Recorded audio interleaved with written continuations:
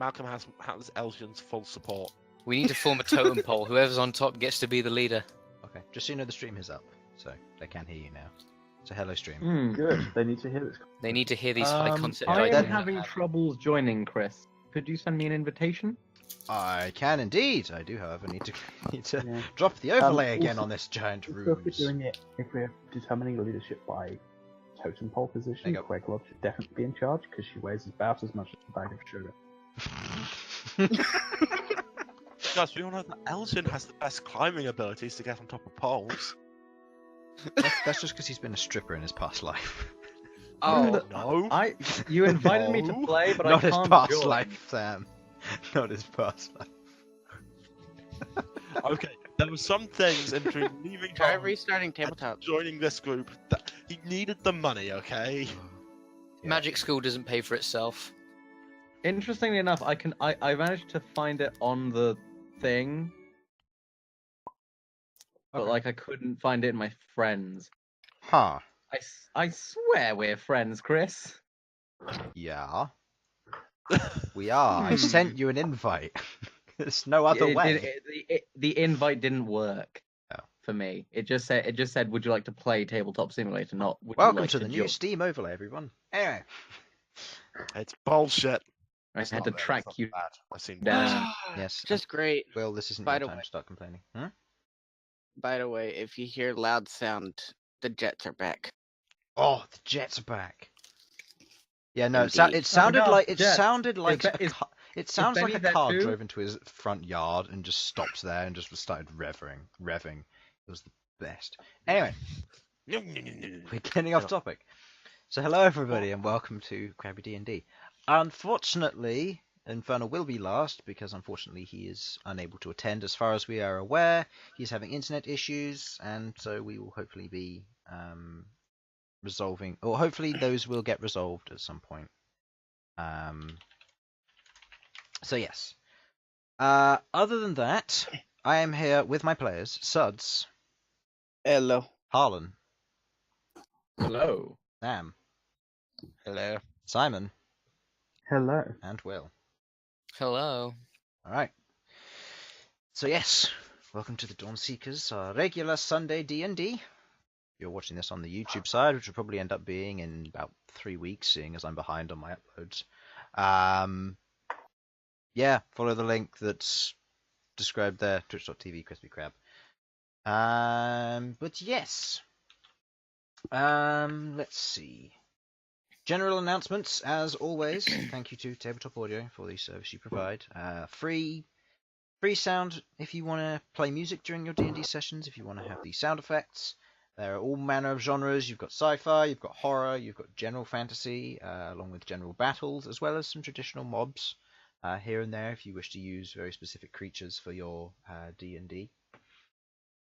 Also thank you to Zenosa for the artwork and the progression as things are going forward of new creatures that are entering the world that aren't necessarily textbook, so you guys won't have innate background knowledge on these creatures. Which is going to be interesting to see what you guys do. And also, on the artwork that is coming up, Malcom is the next one to be done. He will be sent to me tomorrow, hopefully. Ooh. And then we will have the other 4 members to go. Bhold is done. Malcom is to be finished. Followed by Sasha, then Queglod, and then Ghaakt, and then Elsyan, in that order, hopefully. Ghaakt may overtake Queglod if I don't receive the art in time. Yeah, We'll get to that at some point. yeah, I will get to it. Yeah. Also, thank you to Dungeon Player Studio, allowing me to make some fairly simple maps, which I can easily use at any given moment. Also, thank you to Incarnate for allowing me to make more detailed maps, such as these. A very useful diagram of the world in a more interesting manner and light. So, I think that's everything. Don't think I've forgotten anything. Oh yeah, and I didn't mention this last time, but I am going to proceed to mention it now. Do go and check out Battle of Wesnoth. I'm using the music from there. You heard it there during the intro, and if you are interested, it is a free game on Steam. Here we go. So, Without further ado, let's begin. Last session, our party of adventurers, Sasha, Queglod, Elsyan, Bhold, Malcom and Ghaakt, travelled north from the edge of Mount Volgrim towards the mountains under the guide of Bhold, who had a natural instinct for where he was headed. Along their way, the party had a peculiar interaction with harpies, which involved a huge rock, the creation of a possible new cult, and Ghaakt's tiny hut. Further down the path, they found a small pine grove within a valley between two mountains, and along their path the party found a very elaborate trap. A large log suspended by a thick rope. As intricate as the trap sounds, it turned out to be quite simple. And with some careful manoeuvring around the trees, the party dodged any danger it may have imposed. One danger, however, that they did not manage to avoid was a group of Yetis, who managed to get the jump on the party and overcame the initial assault. With the party well aware of the danger, some decisions were made, and thankfully no one came out any less alive than they went in. So, with a night's rest in the Yeti cave, using the guise of Leomund's tiny hut, Ghaakt's own personal tent, the party nears the end of their journey, and towards Skycalm Keep. You all go about your watches. Nothing really seems to occur during this time. You find yourselves waking up, the cold wind outside blowing against the outside of the bubble, and as the bubble disperses, you all feel the cold air as it kind of rushes in and kind of grips you. The snow of the area still laying, small portions of it are still kind of hitting the ground and forming thinner layers atop the previously, marking some of the tracks that were present. Looks like you've got another few days of snow ahead of you before you reach a time without snow, maybe rain or something similar. You continue on for the next few hours, continuing your journey to Skycalm Keep, I assume? Yeah. Yeah. Okay. Under the watch of Bhold, you continue on the way that you know, and within about 6 hours or so from the morning, taking a few breaks along the way, you breach over the top of one of the smaller mountains, and you can see off in the distance a fortress. Relatively grand, kind of 4 main corner turrets to it, or towers rather. Walls going along each side, what looks to be carved stone, a large set of steps up the front, and you look out and it's a very large fortress. You're not entirely sure how what the distance would be, because it's a giant fortress. It's larger than you would usually be used to it. Elsyan, with your increased perception, you could probably estimate you'd be there within about 3 hours or so. Excellent. Making a good pace, you all proceed to follow the journey and follow that general direction, heading along the base of the mountains. It is a little bit difficult moving through this terrain, but you do eventually reach what looks to be a large plateau or clearing. You look one way and you can see there's a large road leading on into the distance between 2 paths, large enough to fit maybe 4 or 5 carts down. Along the other way, you can see it leads on a little way into a very thin trail leading off westward, or eastward, sorry. And the large fortress stands before you. The snow is still coming down, laying a very thin layer on the on kind of the hardened plateau stone beneath your feet. A little bit slippery at times. You do manage to catch yourselves though. Arachne is finding it a little bit difficult to walk in this kind of climate, as she's not used to it, nor is she prepared for it in any way. You go about your business. So, what would you like to do?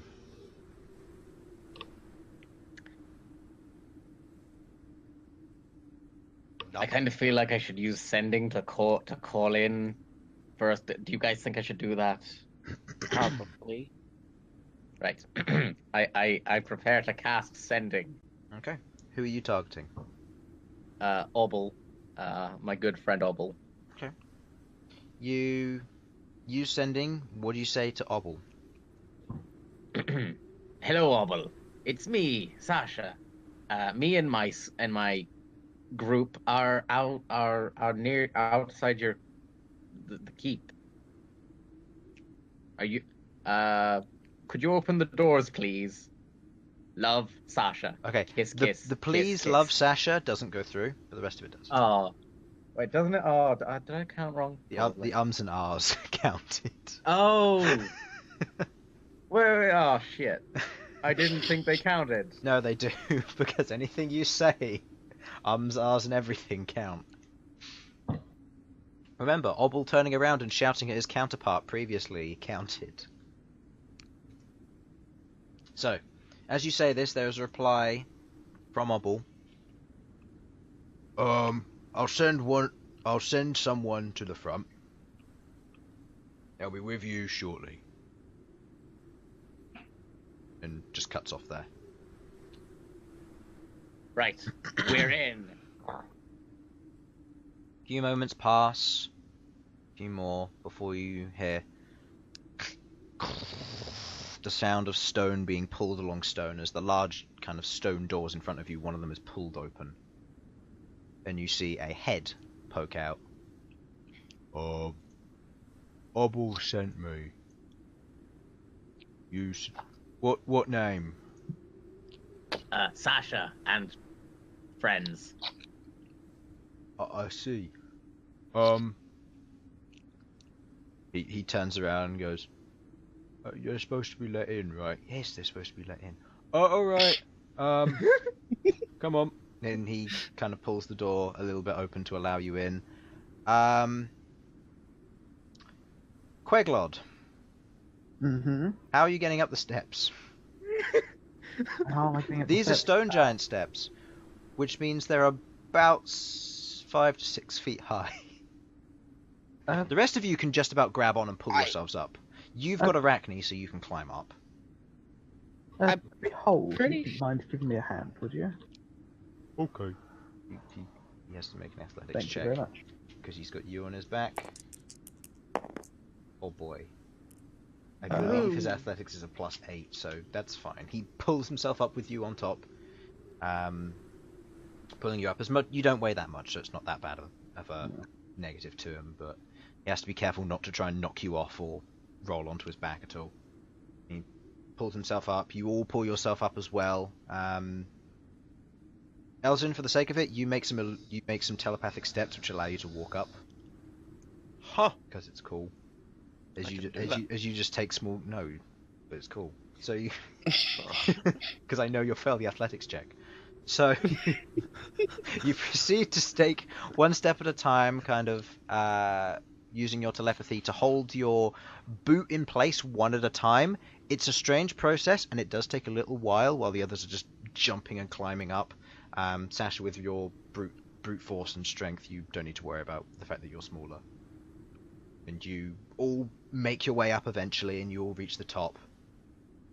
Yeah, just come in. Just don't anger any of the dogs. Oh, don't worry, we won't. Sorry, might I ask your name, buddy? Crumb. Hello, Crumb. Yes. Well, it's nice to meet you. I've got to say, I'm quite excited to see Obel and find out more about Skycom Keep and all that. Oh, so Okay. trying to be very nice and friendly. Yeah, is my thing. he's not the smartest. I got that. Don't worry. But he does let you in. You'll proceed past. Inside, you see what looks to be a few other stone giants. You see Obel standing there before you, currently wearing his cook's apron, wielding the large ladle which you gave him. Currently just carrying it around, and you can hear what sounds to be bubbling coming from behind him, and you can see that he's got a large cauldron almost strapped to his back, and kind of a leather bit of hide or something draped down along his back, so that if it does bubble, it doesn't hit his skin. It's good to see that you're here. Yeah, I've spoken to the others. Yuta would like to speak to you. Utah is She's the Dreamweaver. Oh. And I'm guessing. Hmm? Shaman, I'm guessing. Yeah, from what Right. Well. from Oh what you've well. been told. Now shall we do that now or? Yeah, it would be best. Okay. Excellent. Oh, How have you been, by the way? Yeah, good. The new set is working out well. The others are all very interested to know where it came from. I told the other cook, Rubu, about the new set, and he's been eyeing it. Well, I'd be happy to make him a set if he likes. Obviously, still need payment, but you know how. But you know. Yeah. Yeah, maybe. We haven't really got a forge you could use here though. But we have, but it's kind of big. No offense. I might. No, none taken. If you've got enough iron for me to use, I'd imagine so, given the size difference. I can Maybe. probably make up my own with my own abilities and be able to make a miniature forge for visitors. Oh, maybe. We'll discuss that more. Yes. Yeah, I'll take you to Utah now. And all of you go with? How are your All of you go with? yeah, we'll Yeah. Sure. It should be an interesting encounter. It's his giant forge. Yeah. It's bigger than a regular forge. As we're walking, how's Rimph and Snag? Oh yeah, they've been doing well. Snag was unfortunately injured on our way back here. Oh no. So unfortunately Snag has been he's been taken care of. Utah's assistant. Like the medical sense, right? Not the.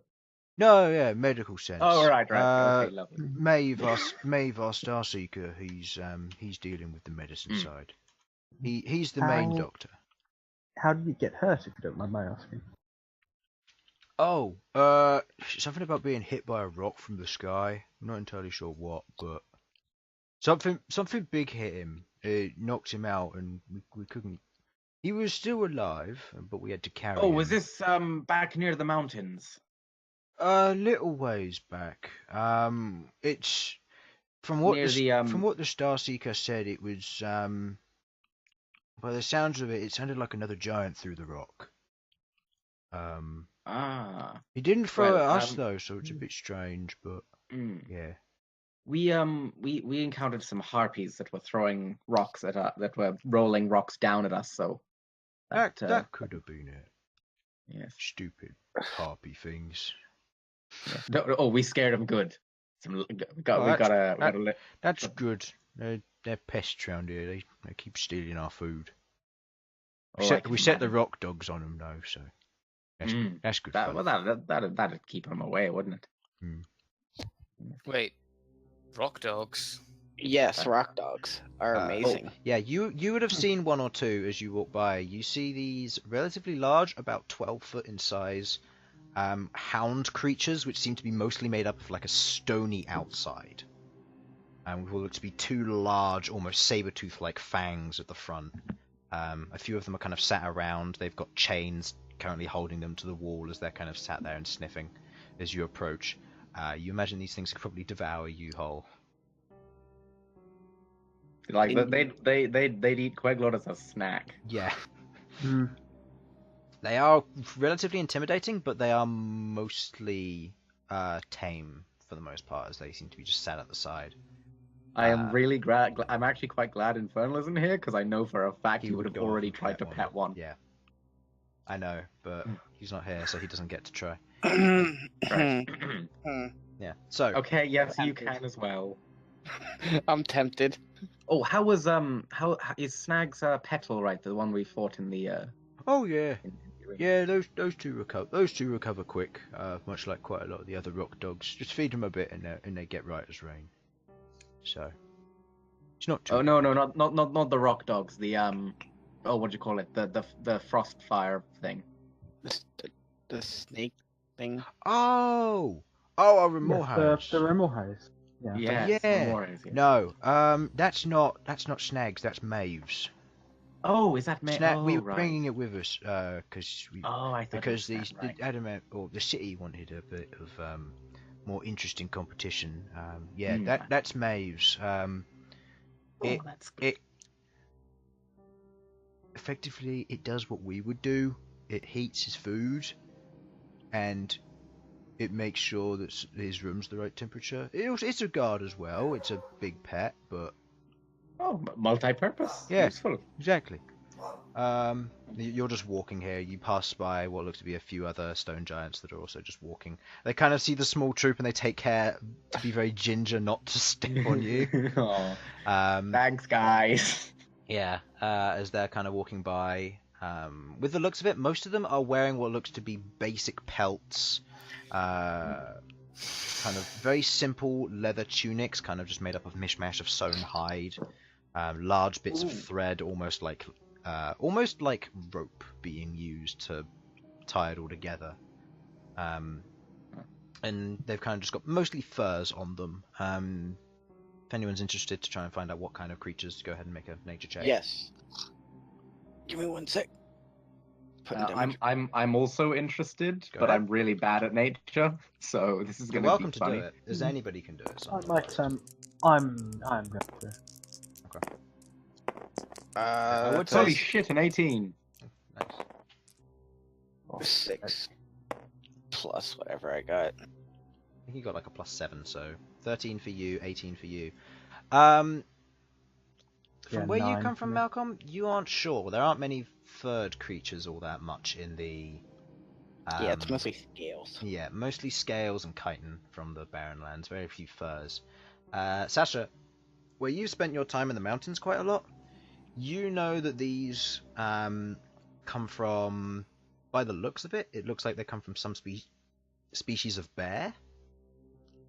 The majority of these furs.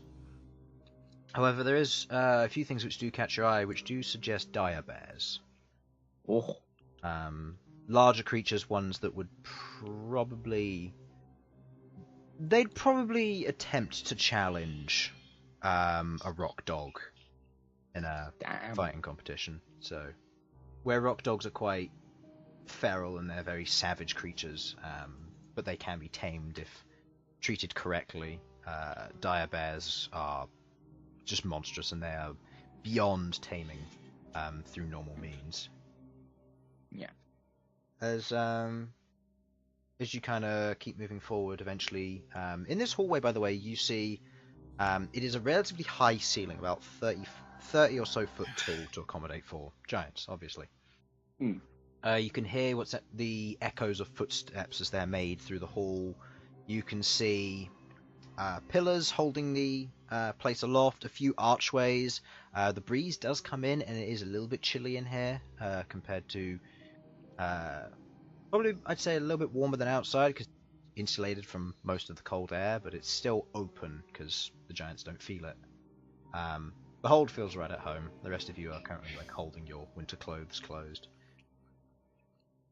You can see a few basic flags. They are very simple in their design, just either a straight red or blue. They just seem to be hanging up, kind of draped down the side of the wall. They don't seem to serve a purpose. They don't have any crest or anything on them. They're purely for decorative purposes. And as you... Okay, but no, I need to take a brief moment here. Does this mean that somewhere there is a giant interior decorator? Yes. Amazing. You can ask. Oh, I like these what are they, flags on the walls? Are they yeah. anyone's or? Yeah, that would be Ebel's doing. Oh, Ebel. I don't think I've met an Ebel. Ebel's the one I was shouting to when you messaged me before. Oh, right. Yeah, he was working on some pottery at the time. He works next to the kitchen, you see. He works on various things, and we sell some of our largest ceramics to the cities. Oh, man. Before we reach there, mind if we have a quick chat real quick? Yeah, go ahead. Actually, it might be best if you do that. I need to go and fetch Yuta. Just let her know that you've arrived. Alright. Alright then. Right.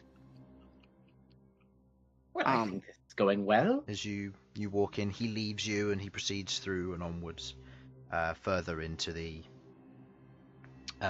further in through what looks to be a large set of doors. There's currently one giant who's sat out there on a large stool. He's currently got what looks to be effectively a deer that's been cooked in his hand. He's just chewing bits off the bone.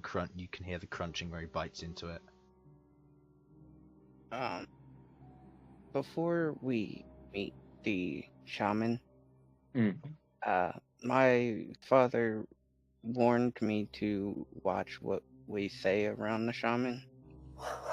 I'm not exactly sure what he meant by it, but he said just be careful.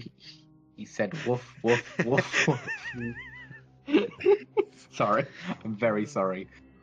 Do Woof woof. It's generally you have good any advice. idea at all what he could have been meaning, or? Can I do a history check to try and remember what he said? Go ahead.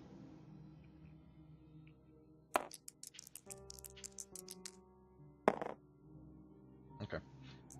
From what you generally remember of what he said, because you previously didn't note down the things he mentioned, the Dreamweaver is known to be a creature that has an abnormal sense for the truth. And as much as it's not good at telling a person's emotions or noticing things, it has an abnormal ability to realize stuff without it knowing.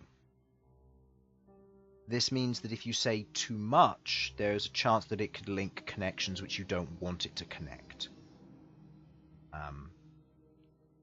Effectively, if, say for example, let's take a very abnormal example. Elsyan says that he's part of the Aleuir family and that his mother is maybe a court member, or he wants to kill his mother. The moment he'd say something like that, it would start to piece together all the bits, it would zone out from you, and then it would effectively come back with a, so you're a murderer, and it would kind of scene jump almost. So it would think things which are not necessarily true, or it may say stuff which is very insightful. You just got to watch what you say, because there are things that it will say which could surprise you or cause issue. Right. I don't think Sasha thinks that Sasha has anything to hide, but if any of you have anything to hide that I shouldn't mention, say so now.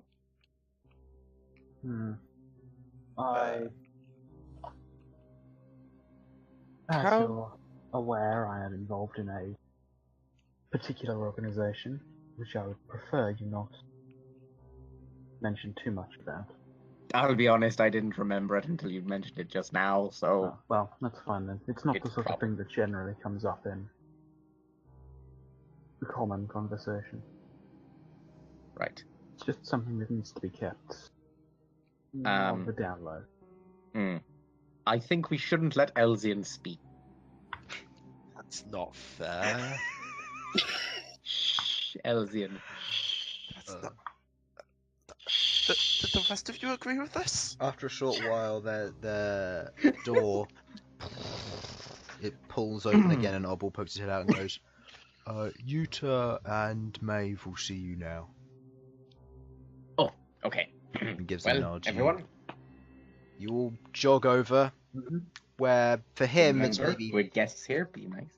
where for him it's maybe a few steps to kind of move in. To you guys, it's like a full-on sprint to try and get to the door within a reasonable time. You make your way along the flooring, kind of along what looks to be a relatively nice carpet for this interior area. You've passed through the door, and you can see again more of those flags along the inside. An array of colours, reds and greens mostly, but again, flags on either side. A few bits of pottery, a few potted plants, which look just to be whole trees, just grown in pots. Uh-oh, who'd we lose? Harlan. I believe that was Harlan. Oh no, Your talker has disappeared. No. Harlan, we can't Fine. hear you, but we can see you flashing, so... Okay, he's Yeah, going to He's reconnect. gone. Hello? Hello. Harlan's life. Now he's just not being picked Y'all up. Can y'all hear me? There we go. Yeah, we can Yes. hear you. Yeah. Okay, here cool. now. Cool. I can't do any rolls, That's fine. but That's fine. you It's know, not necessary for I now. can talk. I can talk. As you move in, you look at, you kind of look around. Bhold is very intrigued by all this. It feels very strange. Looking at Bhold, he seems very spaced out compared to the rest of you. Being just general understanding, Queglod, you know that he is half stone giant blood. In terms of being a Goliath. Okay. So this is these are technically his kin. So he seems to be a little bit spaced out and more aware of what they're doing rather than what you guys are doing. Mhm. As, Bhold has a bit of a odd relationship with his kin, so yeah. As you walk in, you can see two giants before you, both of which look particularly interesting. One of them, being both of them stone giant, they are both completely bald with no facial hair whatsoever. You can see the one on the left is what looks to be a fairly large male. What looks to have more of a belly to him than most of the other ones. He has what looks to be, where they've all been wearing hides and all that, he's got what looks to be a fairly not well-made cloak, but what looks to be a cloak and a set of robes that are more intricate than the regular stuff that the others have been wearing. Like comparatively fancy. Yeah, comparatively fancy compared to the others. And to his side, you see he has what looks to be a set of 2 wands currently tucked away in a belt. Relatively large ones, probably about branch size, so about 4 feet in length. He kind of looks over. You can see his eyes are completely milky white as he looks at you guys. The other individual is a female stone giant, and she is wearing more of the attire that the regular stone giants are wearing. Kind of same tanned leather and hide with a few bits of furs. But what makes her different is you can see embedded in her skin are ornaments. You can see what looks to be a ship's anchor on her left arm, just buried into the skin, and the skin's grown over it. Where it's also tied with rope at particular points to hold it in place. You can see what looks to be the ship of a wheel currently embedded in her neck. What look to be 3 large metal plates across her chest, or the upper portion of her torso. And you can see what looks to be a flag and a portion of what looks to be a bit of a mast pole sticking out of her other arm, with the flag wrapped around her forearm and elbow. And she stands there before you, and Obel goes, "These are the ones who wanted to speak to you, Lady Yuta." He kind of gives a bow. Are they now? Sasha will also bow. Bhold bows. Sure. Queglod will do a small bow as well. Ghaakt Sure. bows. Elsyan bows. Sure. He doesn't like it, but he bows. Yeah. As kind of Yuta looks down at you all. So, Ghaakt has told me you wish to travel eastward towards the sun-kissed mountains. This is Wait, correct. I said that? Yeah. Wait, You mean did I say? Apple. Oh, Obel. Sorry. What did I say? Ghaakt. You Yes. said Ghaakt. Ghaakt, you're saying things without my knowing. It's all Apparently. part of the metagame. Exactly. Okay. Did Obel refer to her as my lady? Lady Yuta. Yes, Lady Utah. We wished to travel there for. If you would like to know our reasons for traveling there, then just ask. If not, then it's no issue. But we wish to travel and search out for a specific person who has been rumored to be within those areas. I believe going by the name of Maverick. Ah, you're looking for Maverick Dawn then? Yes. He is a blacksmith, well known to us. He lives atop the mountains. He watches over, from what we know, and works with the stronghold there. Oh. Your people. Giving a nod to you, Sasha. I'd like you to roll me a history check. Oh, why would what? Do I have to roll the history Yes, because you're a dwarf. Nobody else will know this. That's so Oh. close. Total? That's a 4. You... Wait. Does this count as stone cunning? Do you think? No. Yeah, I didn't think so. You've... Try. Through your history, you've never heard of a dwarven stronghold this far into the mountains. I'm afraid I'm unfamiliar. My dwarven education was cut short with the unfortunate passing of my family. Ah, I see. That makes sense. There is much weighing on you. Well, I try not to let it get me down. Well, Excuse the rock me. dogs in the background are very restless. Oh. Very well. And your purpose with Maverick?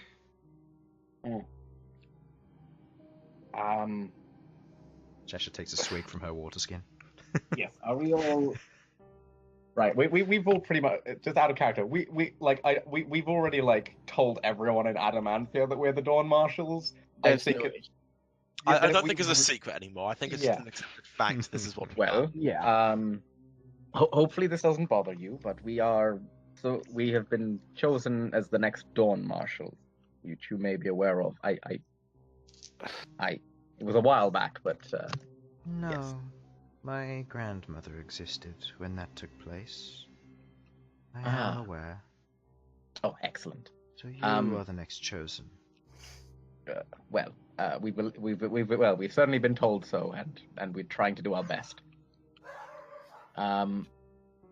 We are looking to seek out Maverick, for he has information potentially on the crafting, potentially the crafting, and most possibly the location of some of the Dawn Marshals artifacts. The weapons and items they carried with them. Like in the the staff. past war. Oh yes, like this stuff here. As you kind of gesture with the staff forward, you watch as Yuta turns to Maeve, and Maeve kind of looks over, takes a few steps forward. They are indeed magical items. 2 of them are powerful. 1 of them is cursed. The others are okay. Poor Elsyan, he's discovered already. Oh wait, no, he already talking about the braces actually, because those are definitely cursed. I think it was. The staff yeah. isn't cursed. It's just No, staff No, isn't you're cursed. cursed. Sentient. It's fine. fuck off. Wait, what's that voice? No, the staff isn't cursed. He is referencing the braces. Bhold Yes. wears. That cursed with what? You know, Behold's braces. They don't let him heal. It's, Oh. By magical yeah. means. Yeah. Or yeah. He can It's heal with hit unpleasant. die and a long rest. That's it. That's it. Is that something he chose to war by choice or what? 'Cause Yeah. either makes sense. They give him extra d6 in damage. Okay. That's why. Yeah, that's that why is he it. does 3d6 when he rolls his damage, because it gives him additional d6. Sorry. But he can't heal through magical means unless he is below 1 hit point, in which case it can heal him up to 1 hit point. I definitely didn't say d6 in character there. I said extra power. Look at all this damage. Anyway, yes. They give him the might necessary to end Yes. fights for We have healing through there. They increase his power level. through we have managed to locate 2 of them, as you've noted, the 2 powerful ones, I would assume. And we are searching for others. This one also has something powerful on her.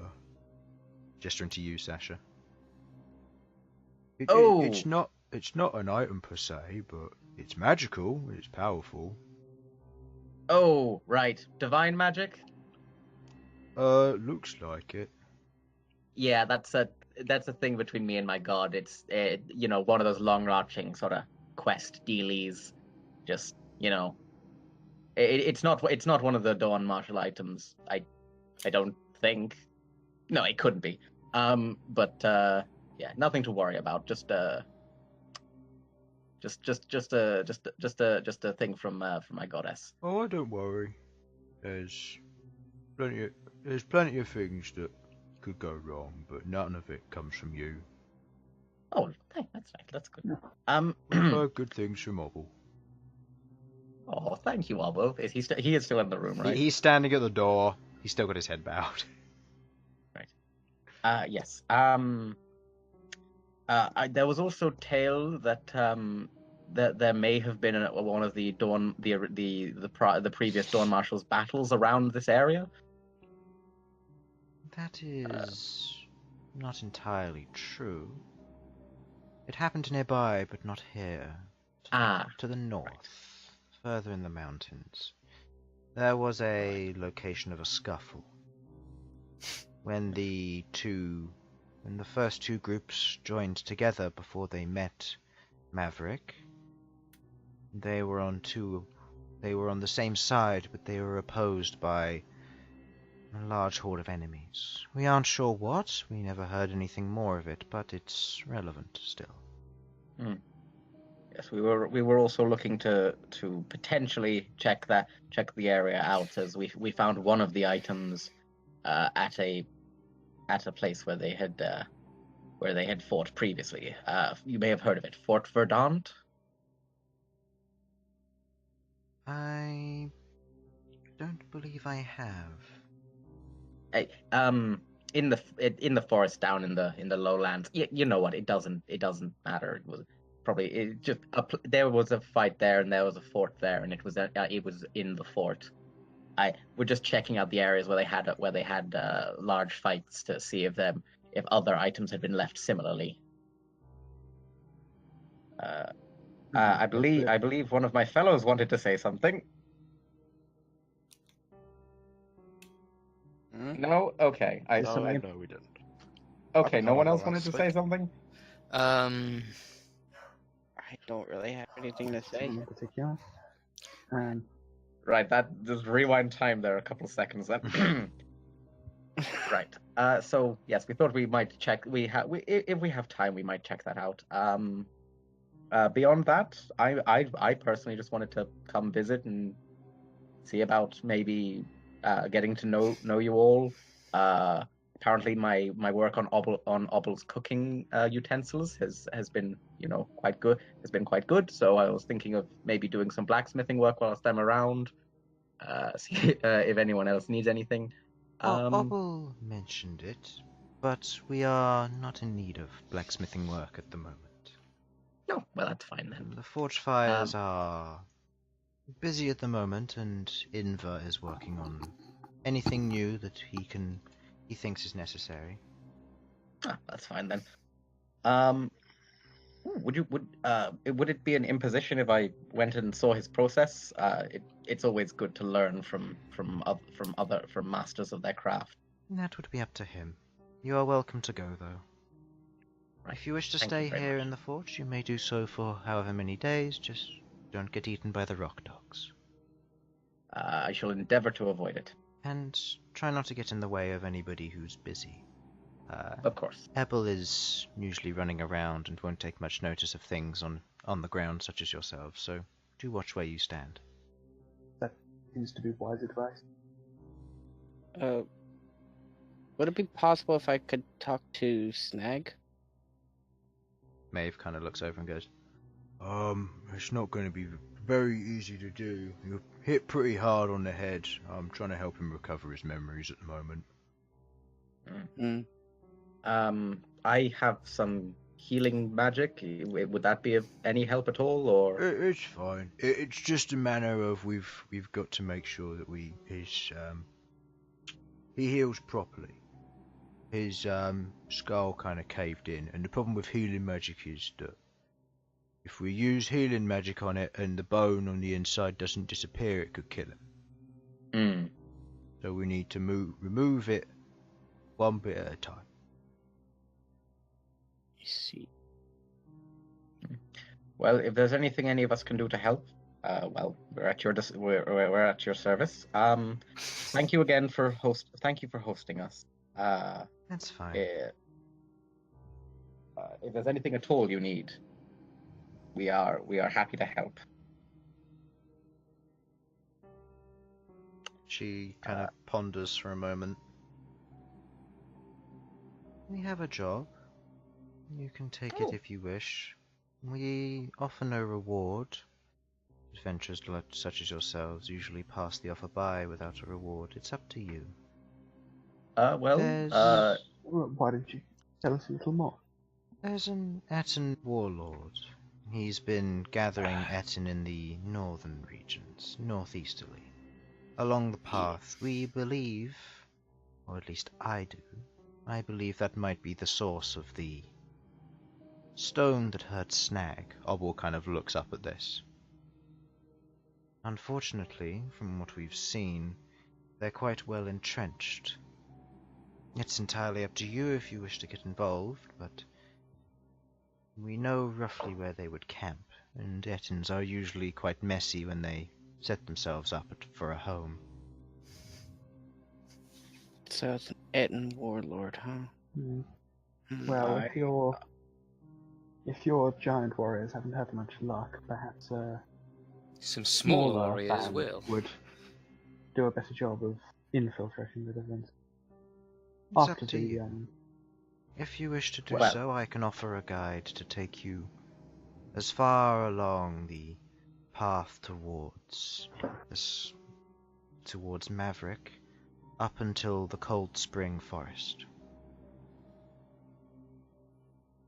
Guide. Well, after the hospitality you've shown us here today, it seems only right that we at least take a look, see if there's anything we can do to help. I would certainly be happy to at least try. Malcolm's not happy about Ettins. I'd like everyone to roll me. I'd like everyone to roll me a charisma saving throw, please.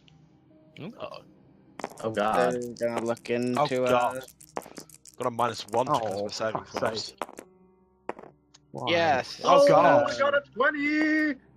That's I 17. Which the- came to a 2.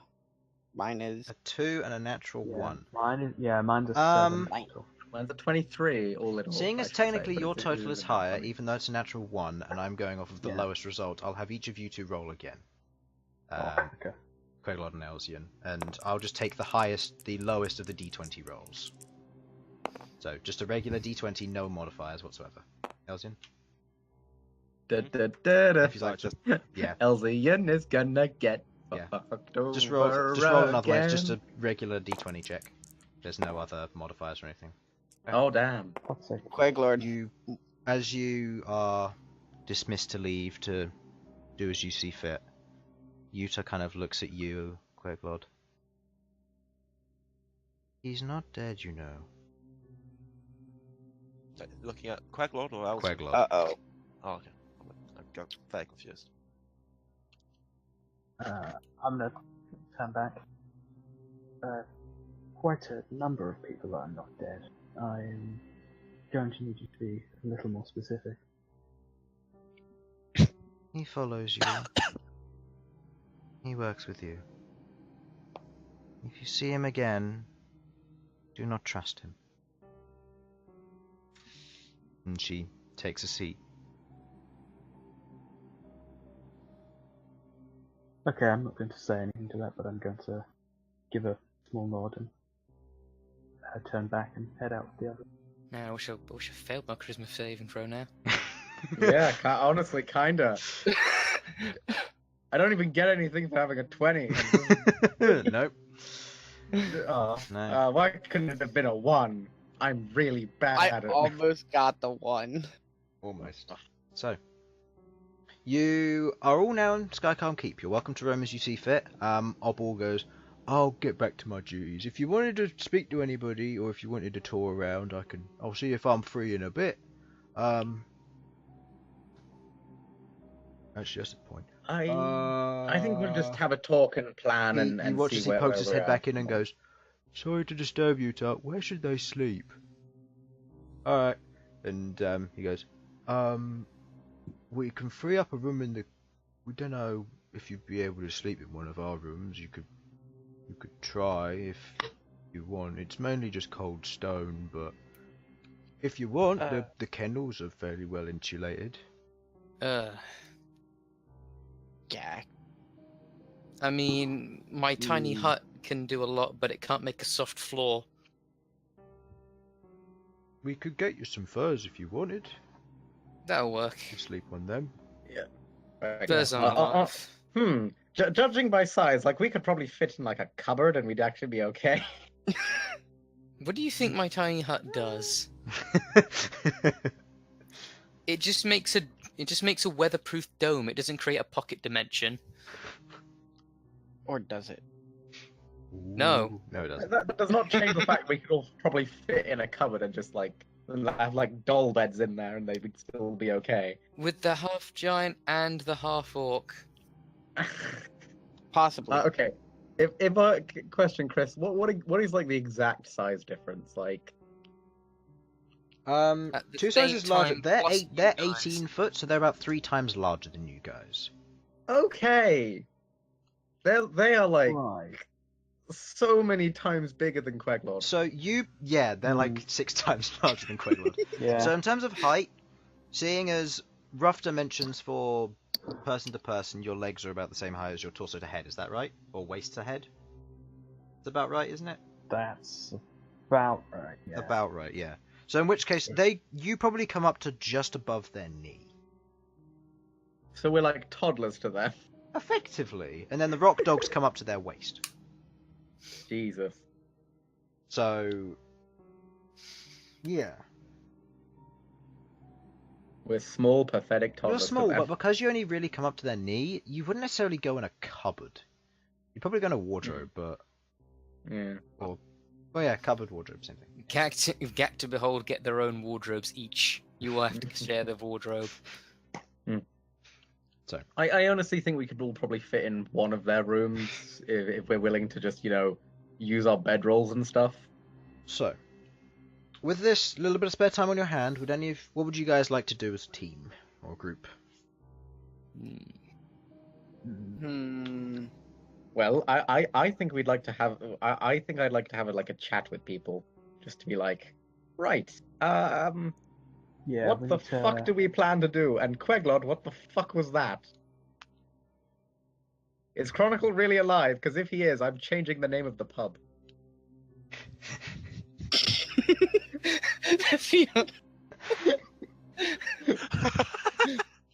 Wow.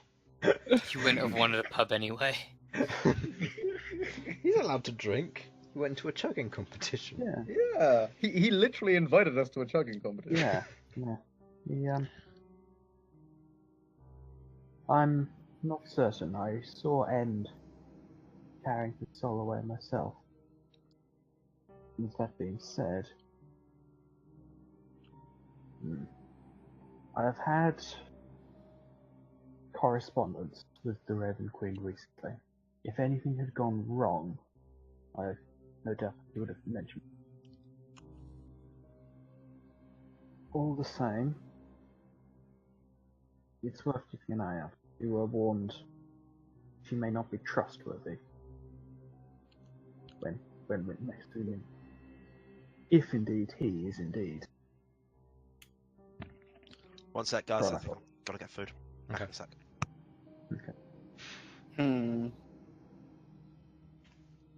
Well, there goes Harlan. Oh, we've lost him again. Oh. Yep. No. Yeah, Harlan, we So can't same hear you. You with might you. want to disconnect to reconnect. Yeah.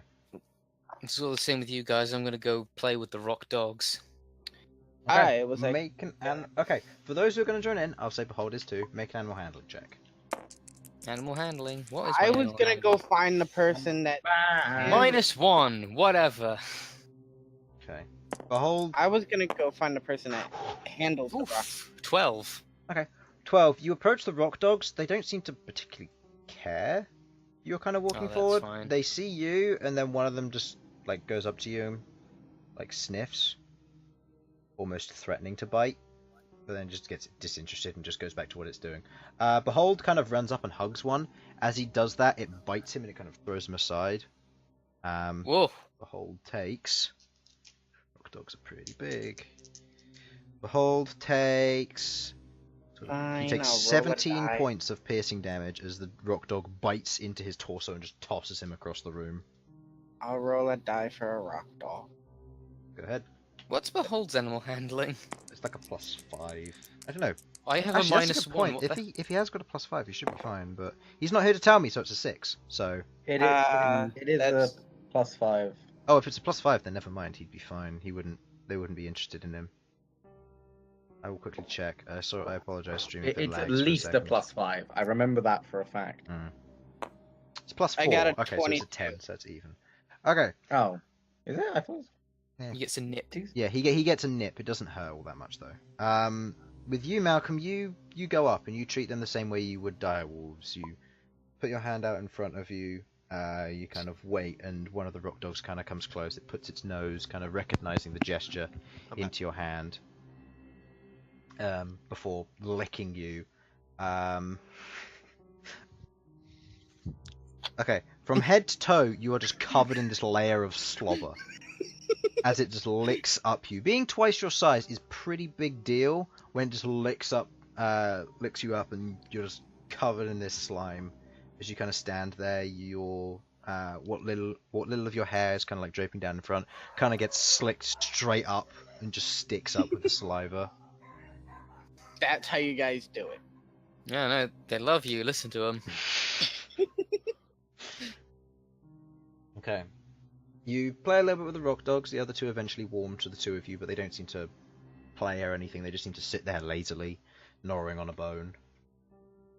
And then it's like 5 rock dogs. Yeah. Fine, guys. As you're sat there, as the rest of the group, you're also there. You watch the stone giant rounds the corner. He has what looks to be a relatively large, what looks to be a skull on his head. Can I tell what type of skull? Go ahead, make a nature check.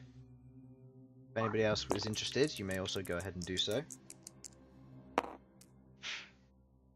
No Okay. one else rolls. Plus I mean, 7. I'm happy to roll if What someone. were wants we me to, rolling but, again? Nature, if you're interested, to see if That's you a know what the skull 21. is. It's an Nature, I don't get it. That's it. 21. From what you understand, if you're open. Okay, yeah. Oh, that's a 5. Yeah, with what you know, you recognize it immediately. That is a Remorhaz skull, but it's much larger than that of the Remorhaz you fought in the arena. Large enough to accommodate his head. You imagine that's probably a fully grown one. And he's currently just wearing it, and you can see down, as he turns the corner, you can see what looks to be a large spine with several bits jutting out which connect to the back of the skull itself as he walks around, covered in furs, and kind of walks up and goes, "Oi, what are you lot doing to my rock dogs?" And kind of walks up and begins to pat each of the dogs on the head. They kind of react and they bite his hand, but he seems to just go, My apologies. I'm a bit of a fan when it comes to beasts and animals in general. And "I could see that you got a spider." I don't have just a spider though. Yeah, no, he doesn't care though. The spider's the big one. That's Everything the else only is one small. he can see. He doesn't care about the rest. It's too small. Everything else is like a fly to him. Yeah, and then there's Queglod, who he doesn't even know exists. Yeah, I'm gonna be me watching my step, or probably watching his step around here. Should have got like flashing lights on Queglod. Do you want reflectors on as well? Like reflective jackets, hard hats? I think the Queglod is needed.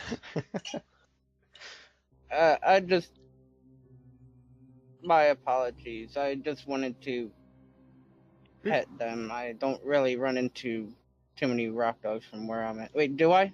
No, you don't. No. It's fine.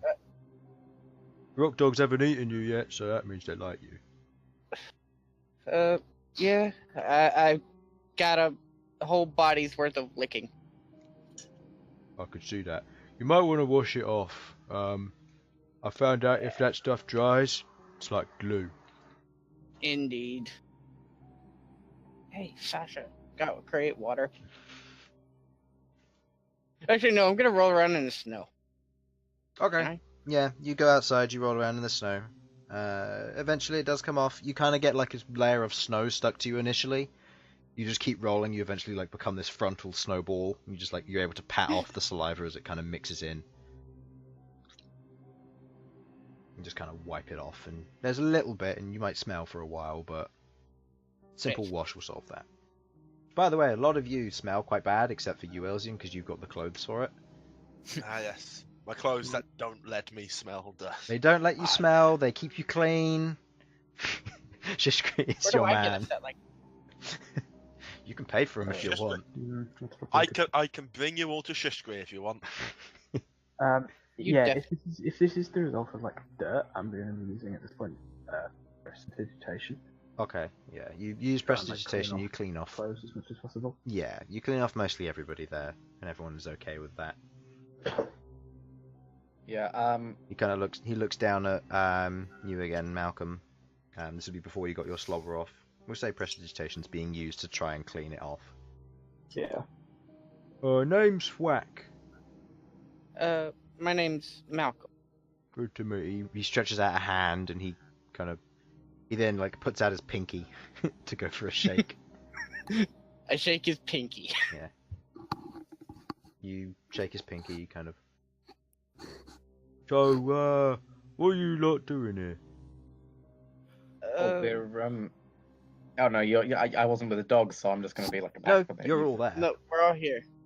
Oh right. Yeah, you guys are all staying together for this, I'm saying. I went from Adamanthia, and when Obel and Snag and Remph were down there,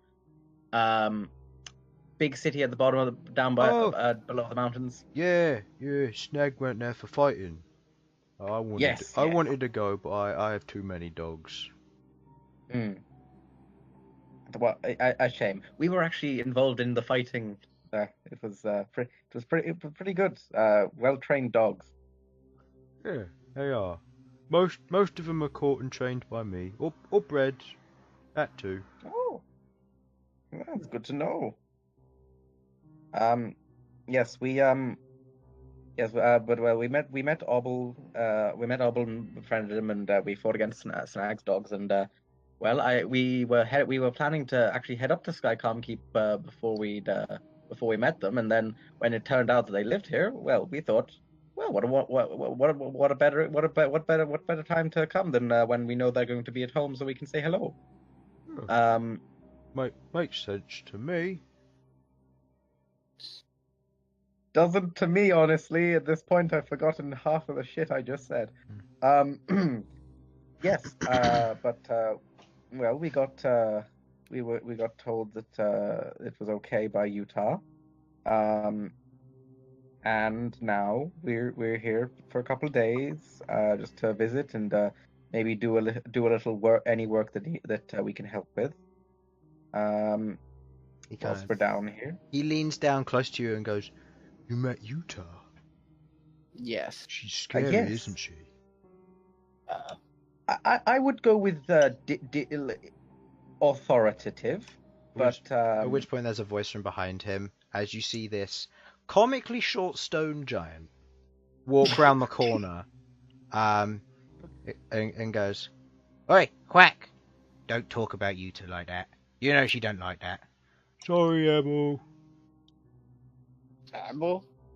Ebel. He's the Ebel. interior decorator. Ebel. Oh, Ebel. Hello. I've heard about you from Obel. Yeah, he's about 14 foot tall, so he's still taller than you, but he's comically short for a stone giant.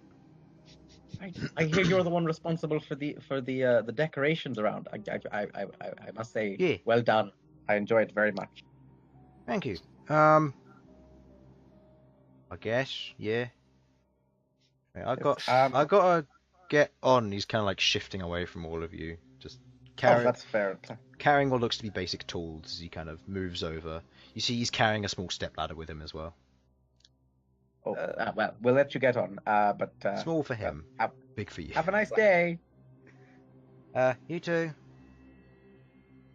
His name was Flack, right? Whack. H-W-A-K. Oh, Whack. whack. I was hearing thwack. So was Whack. I. Oh, okay. No, it's whack.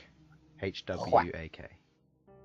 HWAK-47. Hey! If you hadn't Whack. realised, everybody's name here is 4 letters. Ebel is E-B-O-L, Obel is O-B-E-L, Mave is M-A-V-E, Utah is Y-U-T-A, It's spelled like Utah.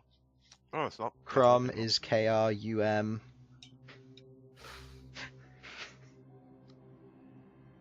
There were simple people. Doesn't matter. Names don't matter to them. They're short and simple. Means you don't have to say so much, rather than Elsyan Aleuir. Fuck off, it's a beautiful name. Okay, to be Oh, you fair, should I think they'd be my okay last with name in Sasha Smashfist. I don't think Well, the so. smash part. Smash part they can get behind, and same with It's Fist. Fist is too much. Chris, You can shorten that. you should put my last name in on the right hand side now. Alright, yeah, I should. I'll do that now. Now that I know what it is. Once I can access it. There we go. Special. Why no? Bloody hell. Sasha sneezes and fire comes out.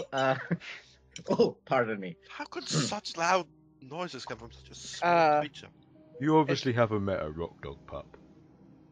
Eh, Those things are It's loud. B-R-A-N. don't think I wanted to. You've been hearing them through the fort this entire time. Is that what they are? How far away are they? They're in the kennels outside. Oh. Okay, Quack. then. This is thick stone walls as well. Quack. I got a question for you. I'm not good with questions, but okay. I was just wondering if I could possibly try to talk to the rock dog. I have magic that allows me to. I mean, you can try, but they aren't very. Let's just say they're a little bit lazy. I mean, it's just They talking. take It's after not me, so. Well, I'm gonna use speak with animals, so. You speak with animals. It is currently active. I'm gonna go to the one that licked. Kind of looks over as you approach. Hello. Can you hear me? I can. Why? I was just wondering. Just making sure it worked. Wasn't sure if the spell would work on rock dogs or not. Just blinks at you. Oh, come on. You licked me. Come on, be friendly. Wanted to see what you tasted like. I bet I don't taste good. No, you don't. I expected as much. So, how's life up here? Good. We get bones. We hunt things. We go on walks. At which point, What another one of kind the of- dogs kind of looks over and goes, "Walk." And its head just pokes up. What kind of things do you hunt? Bears, deers, birds. That's about it, really. Bears. It's not No much Yeti? up here. Yeti. Their meat's too tough. Ah, I see. They also live further down the mountains. We don't go that far. Hmm. I was just curious since we were attacked by someone on the way here. Sucks to be you. Yeah, but I mean, we got some useful things from them. So, That that's a I'm good calling vortex sacks. vortex sex. No, Hmm. no, denied. It kind of... Okay. How about blow me organs? No. Denied. As it's kind of sat there, it seems very more disinterested in you. The other rock dogs are just going about their business, chewing on something or sleeping. None of them seem to take much notice of you lot. I just wanted to have a little talk. That was all. Have a good day.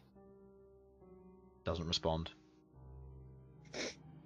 I'm getting my own, so it'll be a little bit more energetic. All right. I need to talk to energetic rock dog If you get one. if I get one.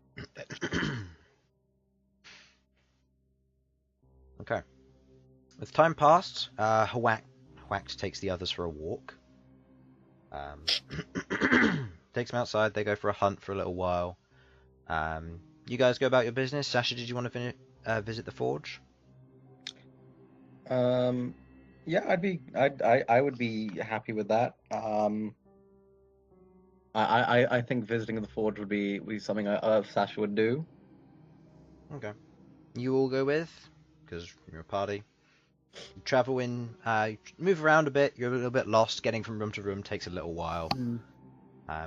It's almost like a city of its own, and as you walk into one of the larger rooms, you pass by Ebel going the other way, kind of scurrying past. Almost steps on quite a few of you and just proceeds to go past as you avoid. Get out of the way, you move past and you see what looks to be a set of kind of just these strips of leather hanging down in front of a doorway, a few bits of fur attached here and there. In the doorway ahead of you, you hear pang, pang. Ah, the call of my people. It also sounds to be the clanging of metal, and you watch as one of the stone giant. A stone giant. As you all go in, you see a stone giant just turn around, and he's just rubbing his chin, currently just covered in soot all over this large set of bellows. Massive in comparison to any of you. Where bellows are usually large, these are absolutely massive, about 25 foot in size. And as he works them, made of mostly tanned hide, you watch as the forge fire burns very brightly, very powerfully from whatever's inside. You recognize this isn't coal, traditionally. This must be something else. Can I try and, know what that is? Make...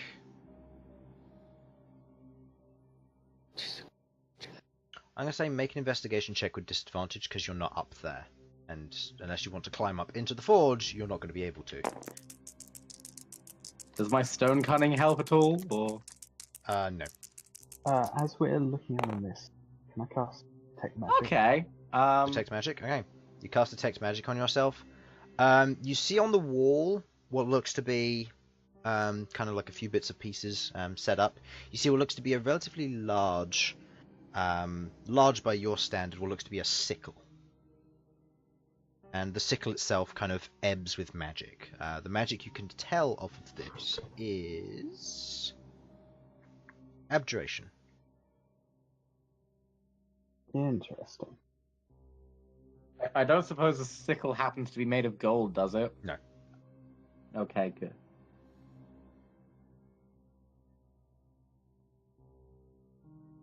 Yeah, so what do I get for a 12 investigation? It's hard to tell. The heat is either there's a lot of coal up there, but it doesn't seem likely. It's probably some other material, not entirely sure what. Does it seem to be burning hotter than coal? It looks like it is. Yeah. I'm not entirely sure what it would be though. Maybe brimstone? That seems a little. As you kind of go in, let's see if he notices you. Nope. He just goes about his work. He watches. He goes over to what looks to be a similar bucket to yours, and he kind of pulls out these small pieces of kind of chain armor and small bits of plate, and he just like throws them all into a bucket, which you recognize to be a crucible, and he just takes it over and he puts it on the top of the forge. Not minding that much for his hands. You see that his hands are almost have this thick almost skin to them, where he can no longer feel the heat, where he has physically put his hands in the forge on a regular basis.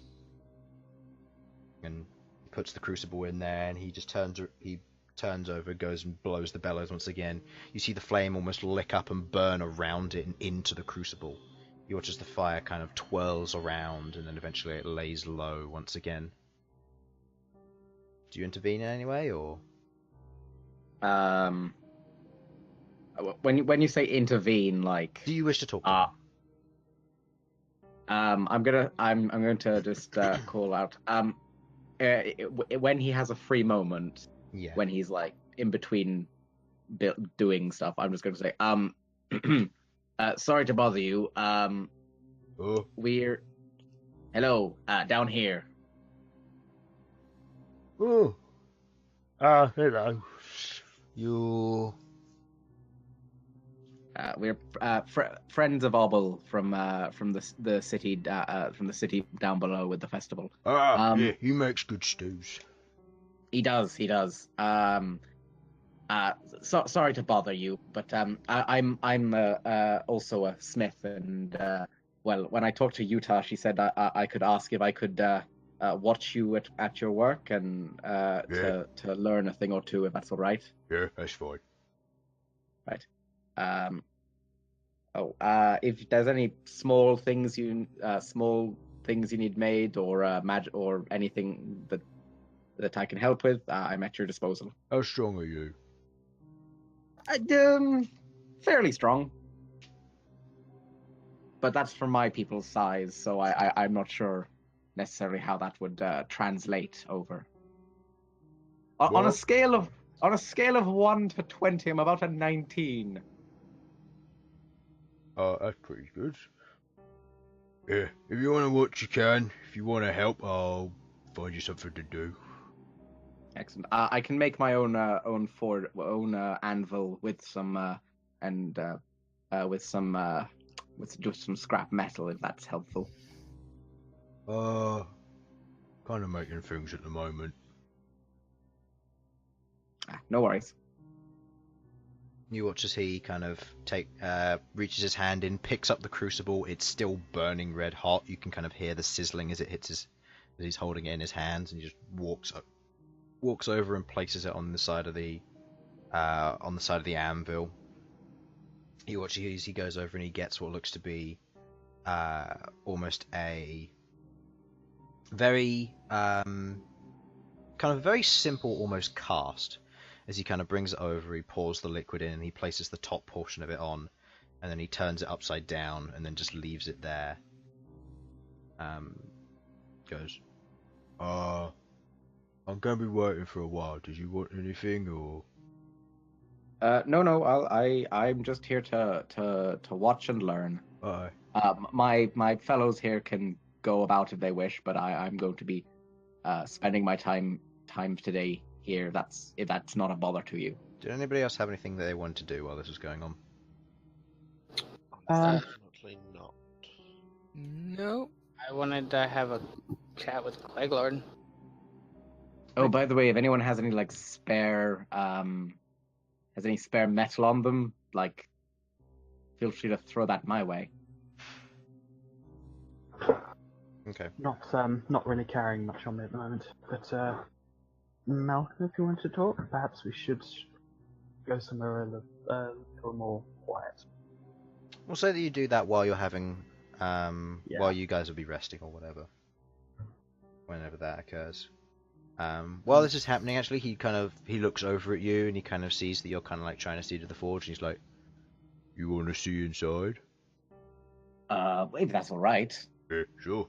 Kind of reaches down, puts his palm out, kind of lifts you up and places you on the side of the forge. It's hot, and now you get a better look at what's inside. You see what looks to be 3 pairs of eyes kind of look at you as you stand on the side of the forge.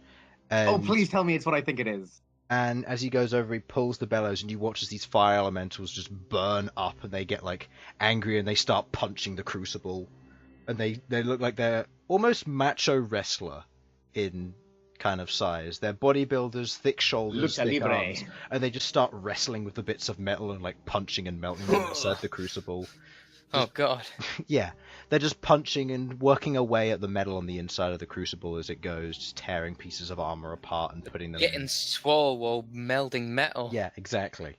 And after like working the bellows for a bit, he walks over and he goes to pick up the crucible, and you watch as the fire elementals all just like take a step back, and they all just stare at you as you're standing there on the edge. They're about the same. They're a little bit larger than you, but they don't seem to be aggressive. Hello. What languages do you speak? I speak Draconic and Dwarven. No, they kind of what could be described as a language. They're kind of rumbling in flame almost. Does anybody speak Primordial here? Nope.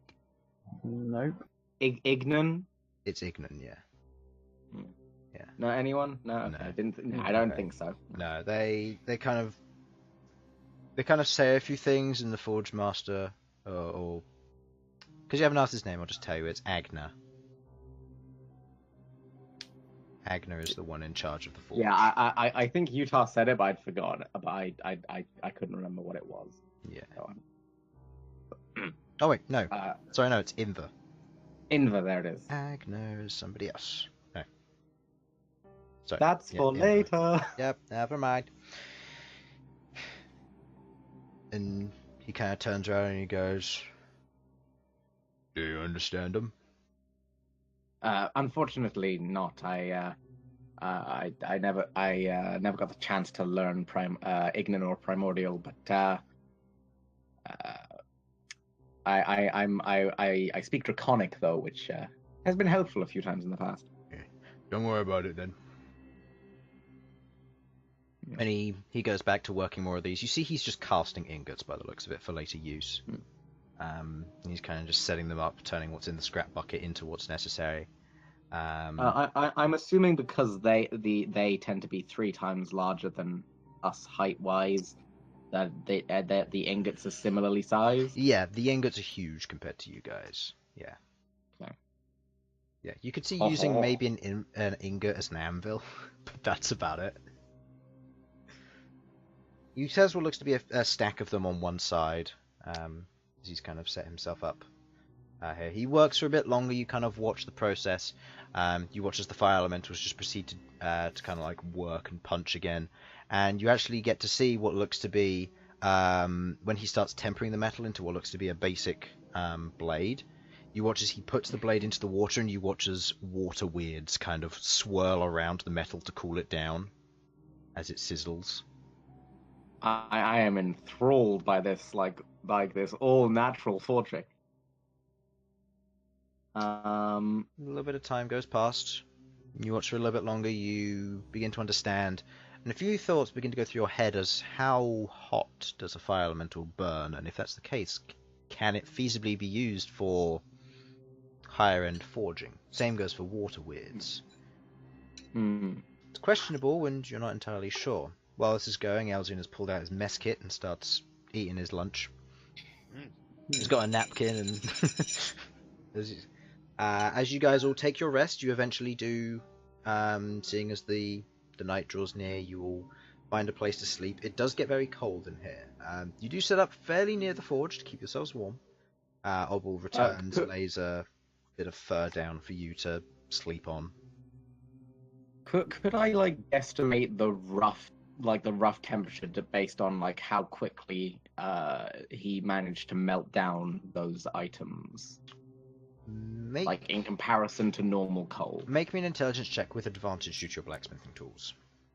Oh, I am lagging a little, but It's fine. If it doesn't roll, I'll roll it for you. Yeah, it's fine. 3 and a 6. That's a 5. not great. No, But I do. Do I have my proficiency with it, Yeah, or do I have like? Okay, that's a +7. Okay, you... +7? It'll be Well, intelligence plus your smithing proficiency. tools. So that would be Oh, a +2. my intelligence. Okay. Right. Oh, right. I was using. I thought you were the tools proficiency, which is No. very. So. Yeah. Yes. You are lagging a bit, so it That's might be good. worth disconnecting and reconnecting from Discord. Just in case. Hopefully that will solve the issue. Guess we'll find out. Okay. I'm better a little bit. A little bit better, yeah. Definitely better. Okay. As you kind of look over, you can't entirely tell. The speed of which it's melting is relative, seemingly, to the strength that these fire elementals proceed to wrestle the metal into submission. You aren't entirely certain how quickly it would melt it, simply because it's such an abnormal method that you can't seem to scale the time accordingly. Mm-hmm. But certainly a unique way. When he's done for the night, I'm gonna like try and ask a couple of questions about comfortable. Yeah. Go ahead. How hot have you managed to? How hot can those elementals get? Like, what's the hardest thing you've managed to melt down? I don't know. I mainly work with scrap metal.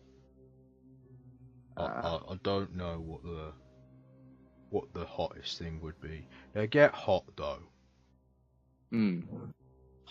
Hotter than coal, I'd imagine. Oh yeah.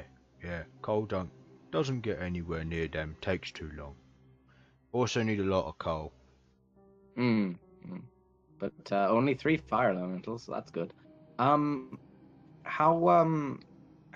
you? How are they? I know that fire elementals are able to like survive in and around lava. Would you say it's as hot as that, or? I'd say about that. Yeah. I do have a small bucket of lava so they can regenerate themselves if they need to. I've coming to some Dragon games, which were Robo Harlan. Down. Wait, what? Mr. Robo Harlan. Alright. Also, your ping like 999. Mine or his? His ping. Strange. Okay, it must be an internet issue on his end. Not sure what it is. Okay. Well, before he asks his last question, you guys all proceed to rest. Before you go to sleep, actually, as you set up the Lehman's tiny hut, there is a message which is sent through to you, Queglod. And the message goes as follows. Hello, Queglod. Hurricane here. Are you safe to receive a package? I will send it to you. The letter explains it all. You can reply.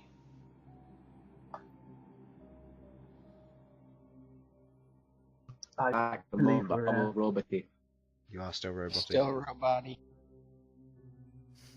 This is I'm going. This is Your magic connection is failing. This is like message / sending. This is sending, yeah. Okay. Well, I can cast message, so presumably I know what's going on here. Yeah. Um. You have 25 words.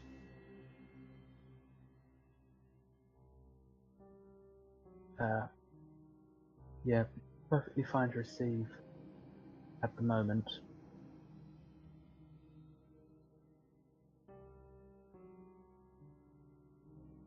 As long as it as long as it arrives in Skycon Keep within the next few days. Okay. After few, it cuts out. Okay, well, I'm sure that Yeah. gets the point. You're kind of sat there. There's no further message, but there's a as you watch as this parcel and package just apparates in front of you and just drifts down and falls at your lap. Efficient. Suppose I'll there's a letter with it, Mhm. right?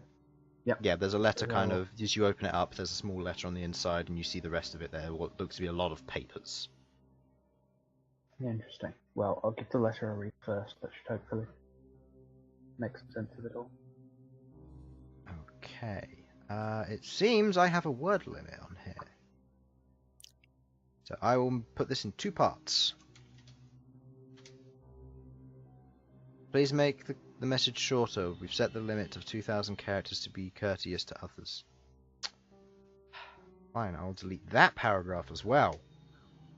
And then I'll send paragraph 2. Wow. Okay. Okay. You receive the following letter. If you would like to read it out, please, Queglod. Oh, Holy shit, Bhold. Okay. Yeah. You receive a letter from... we'll ask your question in a minute. You receive a letter from Hurricane as you see this. You're all welcome to read it in your own time or along with it, but Queglod, if you take it away. Okay. Dear Dauncey, I hope you're all doing well. I'm sending you this because of your establishment and your adventure group. I went to visit the Shrouded Chalier about a week ago, and I thought the place was really getting along. You seem to have everything handled, and your 2 guards, Heather and Vardra, certainly were capable when you had a particularly rowdy customer while I was on lunch break. While I was there, Zuvin brought to my attention a few things, and I was asked to contact you about. Firstly, your building is your base of operations, as artisan stations have been put in place. And several people have written to me and spoken to Zuvin about contacting you for requests and just to say thank you. As a result, I have put in a commission that will require your consent for a mail house.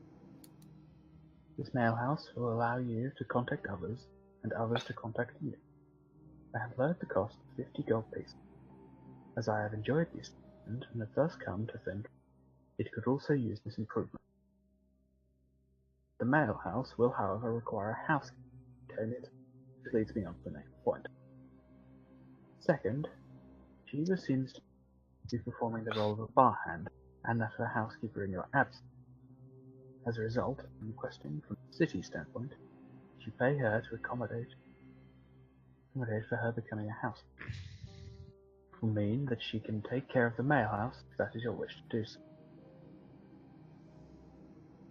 Thirdly, the city has changed a bit, and the centre of Adamantia is being reconstructed with an airship port, as well as better housed defences within and around Adamantia. This means the city will have drastically changed whenever you have returned. All adventure teams are required to register themselves under the city law, which does include you lot, and will allow you to receive commissions from various people, connections, and from myself. These will come in on a notice board or your mail house, and you can take care of them or leave them for budding groups. Finally, if you hadn't heard, the Empire is at war. As a result, Aleuir sends his regards, as he may not return from the war, and Reagan's condition hasn't changed. However, we discovered he isn't in a coma naturally. His soul has in fact been trapped, and he is being used as a bargaining chip for war. We don't know what you are currently up to, but should you find yourself turning to Aleuir, I would like to resolve some concerns and topics, as well as talk further about your involvement. Yours sincerely, Steel Hurricane, High Governor of Adamant. As you look, And all around absolute G. As you look into the remainder of this package, you can see what look to be papers. With your general background and library sense, you understand that this seems to be papers relating mostly to the construction of the mail house. You see that there are 6 signature boxes in the bottom. In Behold's one is slightly larger to accommodate for a drawing. You also see through the remainder of the papers is the consent signing for Sheba to be classed as a housemaid or a housekeeper as well. And the final one is a signing that you will return, and you will return at some point, and when you do, you will by law become a known adventuring team. And that also requires 6 signatures.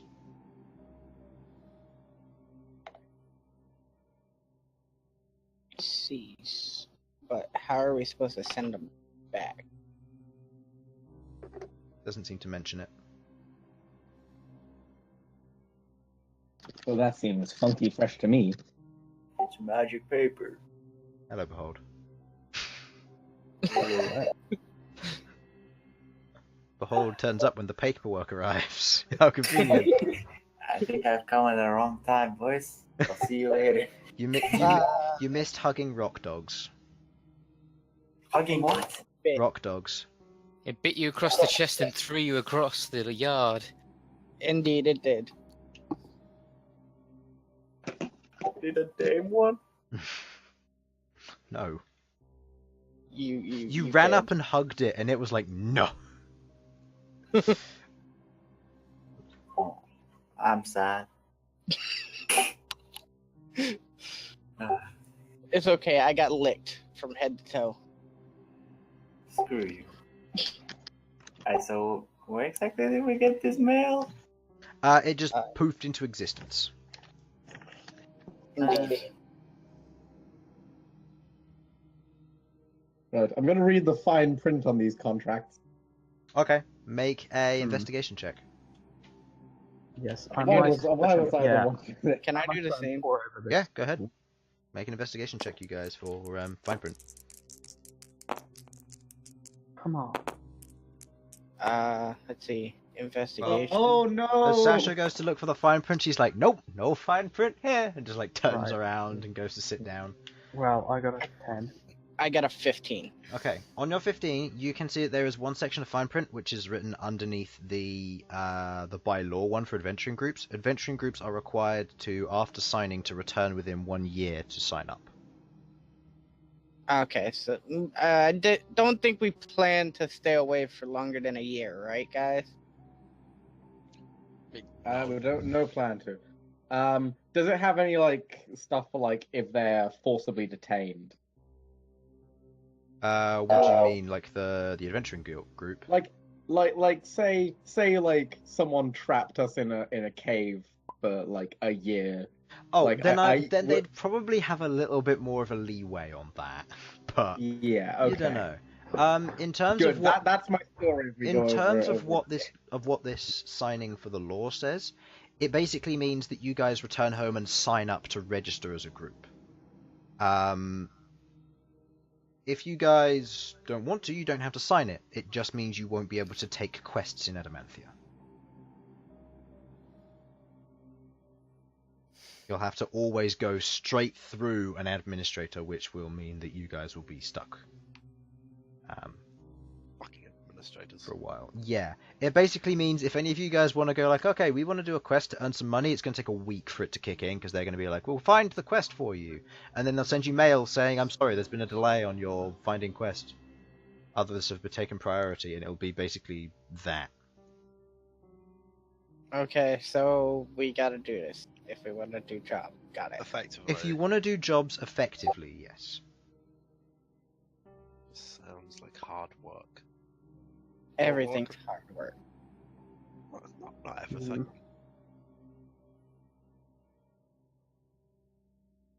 I see no issue with signing this. Yeah, just instantly signs it. Fine. Elsyan will also be signing it. Now As the much as question. you hate Sasha, you follow Sasha into the dumbest of Oh, decisions. I don't hate Sasha. I'm more Let's see. love, despise. The question is: Begrudge. does Malcolm think it's a good idea to put his last name? That's up to you. I mean, you haven't up till this point, so you can just get To be away fair, with it. Most people in Adamantia will probably just know you as. Oh yeah, that Malcolm. Malcolm who? Just Malcolm. Malcolm. Just you know. Malcolm. Let's see. Does Just Behold Malcolm. know which box is for his name? Yes, it is larger. It has the 5 letters which Queglod has specifically taught you, which is Behold. And it hasn't got a dotted line with a pen. It's got what looks to be a paintbrush in the bottom left. Oh, That is beautiful. It expects you to draw something. yes. So let's see, how good is this drawing? Okay, make a sleight of hand check.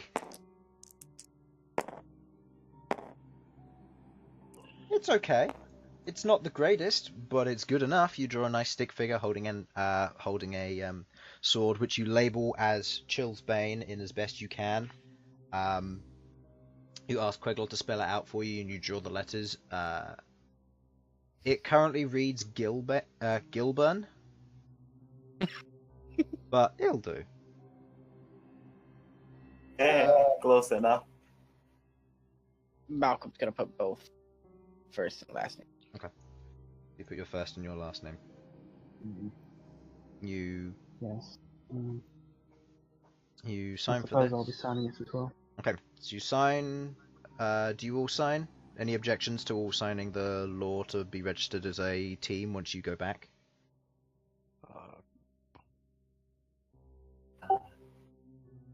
Sure.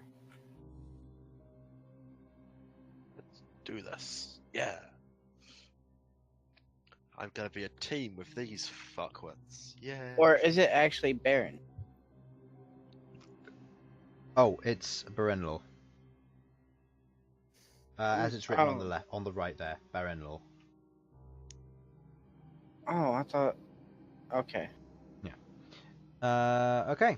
As you all sign that, do any of you have any objections to Sheba being paid extra as a housekeeper? No. I'm super cool with that. If she's doing the work, she might as well get paid for it. Yeah, let me just check what the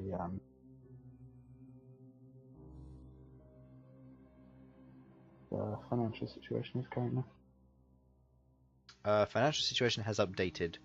Yeah, You are currently yeah, making fine. 31.44 GP per week with your current income of a few customers.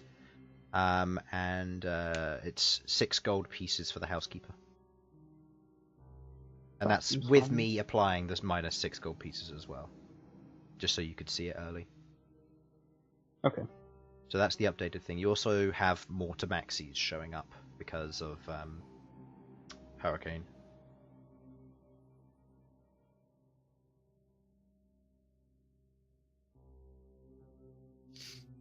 It may not be a bad idea, though. I feel like in the immediate future we may be a little busy to. She's a Makes barkeeper sense. and a housekeeper, or bar hand and a housekeeper. Housekeeper basically just means that if anything happens to your front yard, if your fencing is damaged, or if there's anything that goes wrong in the establishment, someone drops glass, she's the one who deals with it.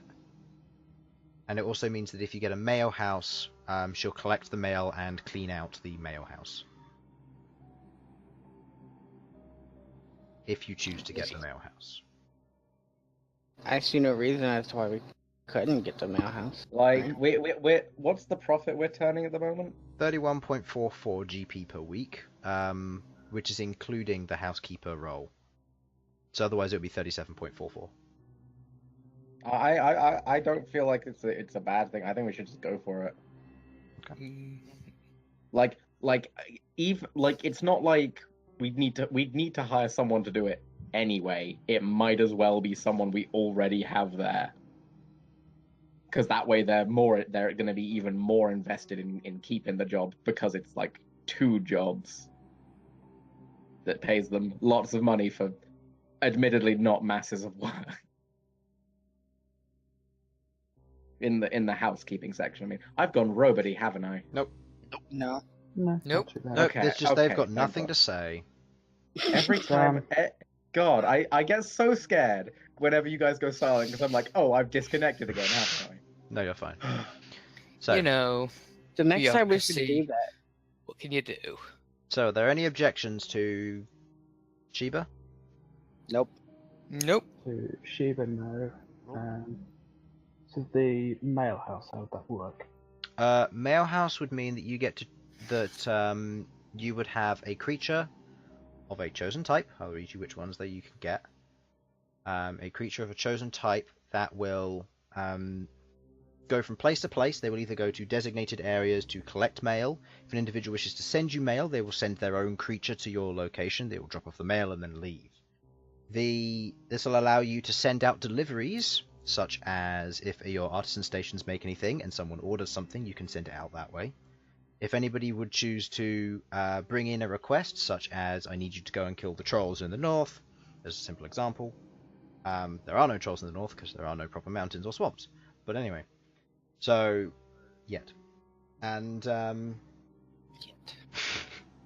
so so if anybody would send you a request or anything like that, rather than walking to your establishment and posting it on a contract board, which I don't believe you have, Nope. then they'd send it to you by mail.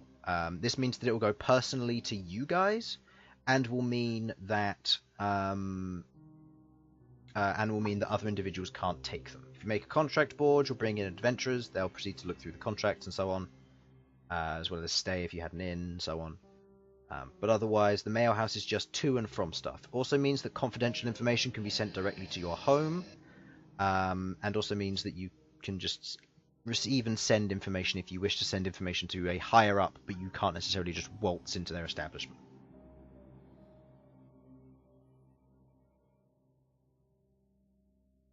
So that would be what you'd have.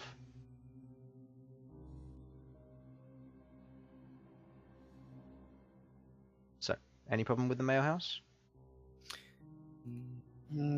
Look, Sasha is voting yes to all of these things because Sasha is not good at this stuff. Queglod? Hmm.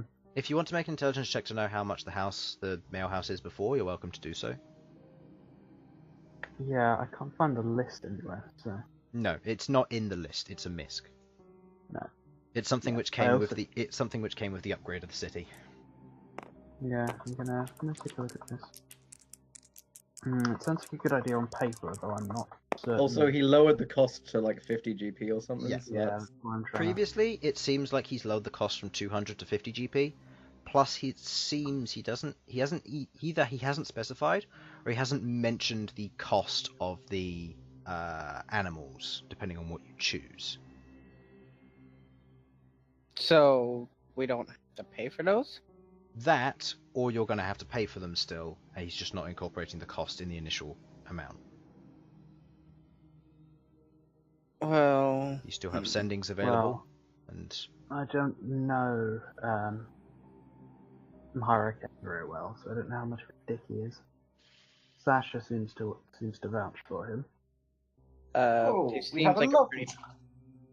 Okay, Seems like let's a be honest here. Sasha would vouch for Elsyan, so like, don't take me as like a good judge of character. Sasha's nice to a lot of people. Hey, there's nothing wrong with vouching for Elsyan. Malcom will do it. That's because you're a you're a rich like, boy now. more- Nice well, boy. a rich Sheltered bastard rich as well. Says the last heir to a brewery. A large Exactly. brewery business. Yeah, a brewery that got blown up. My mother's trying to kill me. Don't act like you're the only one with a tragic backstory. You killed your own brother. I think the only one who isn't is Ghaakt. That you know of. And Malcolm. Hasn't necessarily got a tragic backstory, he's got a forward-facing backstory. In that there's not much there, it's all coming in together. Indeed. That's why he wants to get to Oregon. Yeah, no, backstories are great. Highly recommend No, it. Elsyan's trying to kill his parents. Sasha's parents were killed. Chronicle killed my I have parents. no and clue then where they my got back parents up. are. Chronicle killed your. Yeah, What? and then they just got back up. It's great. And then burnt my house down. What is going on? You guys Wait, can wait, explain no. your backstory after we take our break in a moment. So, is there Yes, any contesting to the mail? no, like- house? Something's very I wrong with guess- our parents. Um, I don't know where mine are. You were abandoned as a child. It turns out you're actually the kid of Obble. Yeah, Ghakt's the only Um, one who actually has parents. I have And one. they gave me this Yeah, sweet true. viol made of stone. I have one a parent. I write to them weekly. See, me and Elsyan fit well together. I have a father. He has a mother. No, No. Oh god, no! Maybe God, you no. No. You are not parent trapping them. Okay. no, we're not. So, Psychic Fuck dragon no. babies. so Oh god. Like dragon babies. Ah. okay. Simon, you were going to say something?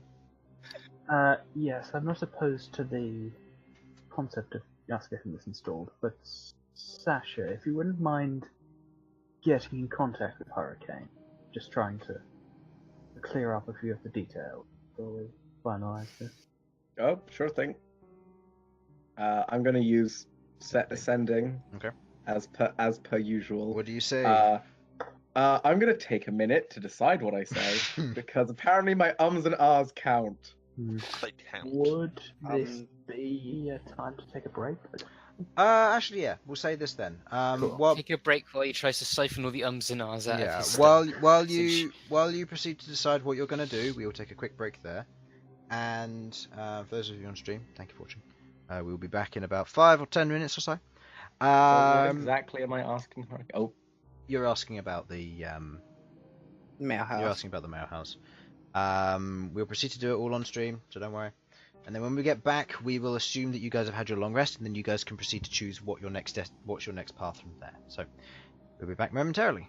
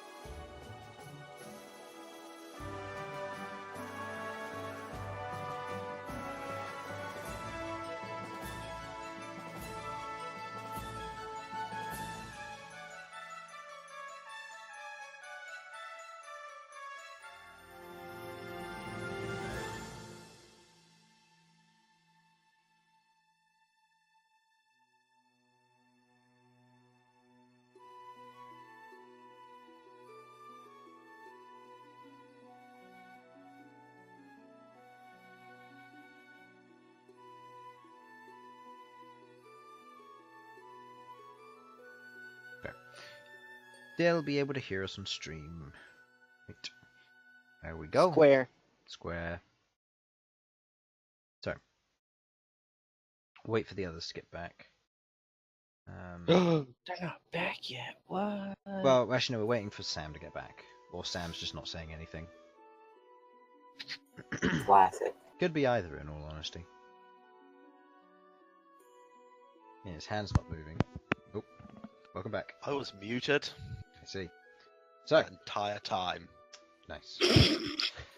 So, Fucking. so what are you sending, Sasha? Right, I am sending Sasha here regarding the mail house. What are its running cost, and do you have plans for it?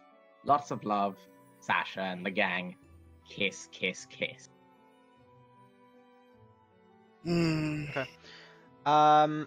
You send this off. There is a small pause, but then there is a reply.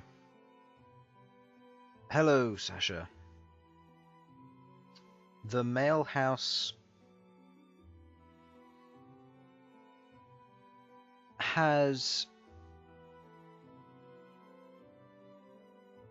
a minor running cost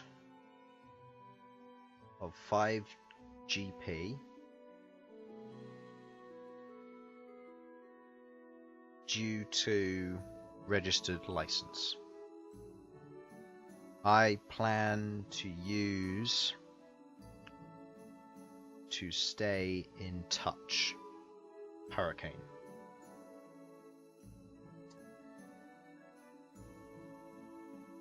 Oh, well, that's nice. That seems fair. Yeah, I regale this back to the people. Okay, so 5 gold pieces. Is that okay?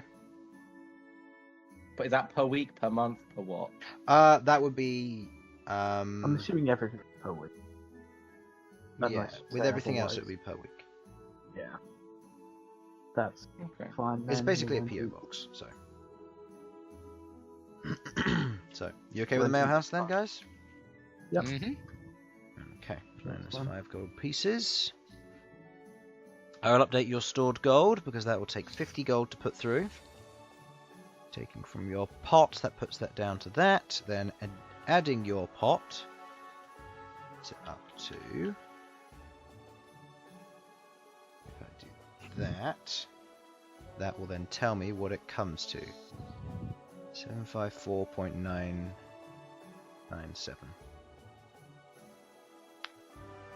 Okay. Is that too loud? Maybe a little bit too loud. Okay. No, we'll change it. We'll change it to that.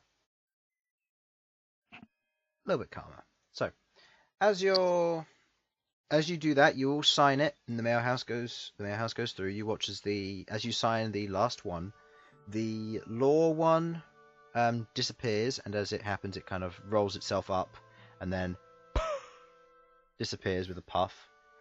Same with Sheba's one. The other one does the same, but then in its place you see another document fall with what looks to be a tick box. For creatures? Yes, indeed. Malcolm's intrigued by this. Which creatures are they? Okay.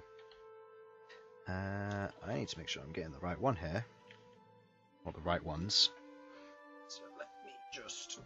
Nope, wrong book. That's what I'm looking for. So. This is gonna be a democracy vote, right? Yeah, it will. Not a great amount, but it will be. So. Your choices are... So find the other one, which I'm supposed to be putting forward. Is it gone?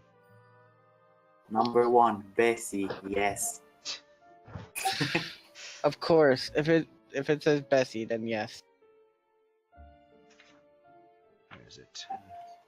Just imagine. It's not Bessie.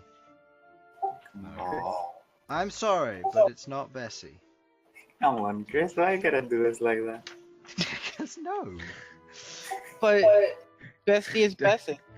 Damn, Chris, why you gotta do us dirty like this? I hate the youth making new words. Yep. Okay. Okay. You have the choice of. You have the following choice: Raven, Hawk, Pseudo Dragon, Pygmy Griffin, or Self-Flying Post. Okay. From these, which one does Malcom for the purposes of what it's going to be doing? What is he? What? Sorry. What does he think is the best one for the purposes of what they're doing? Ravens are fast. Hawks are generally predatory birds, which means that they probably won't get attacked. Pseudo dragons are unique and enthralling, so that could have various effects. Pygmy griffins are rare, but they are also known to be sometimes a little bit less willing when it comes to being told what to do. And then self-flying post is strange. It's just there. Strange. I'm not entirely sure what it means. Look out, there's a letter coming right at you. Oh Christ, I hope they don't order furniture. There are worse things to order, I think, actually. Furniture has a front impact, but the weird things people order. Just imagine a dildo flying through the air. Oh God. So it just looks up. I imagine they'd No. at least box Talks in the streets. Mummy, what's that? Just look away. If you send away, me Daddy. get smacked Look in away. the face. Sasha, where would you order these? Oh yes, that's part of my new line of marital aid. Love this. Okay, so what would you like to choose? You guys can take a vote on this. Is there Right. So Hall's voting for Raven. I would vote Raven as well. Yes, I'd put forth either Pseudo Dragon or Raven because we got gods on our side on those two. Yep, Raven seems good and appropriate. Okay. That's 4 for Raven. Mm. You have a Raven. If you wish to open up more male houses in the future, you can choose to do so. However, they will cost more each time because you've already got one.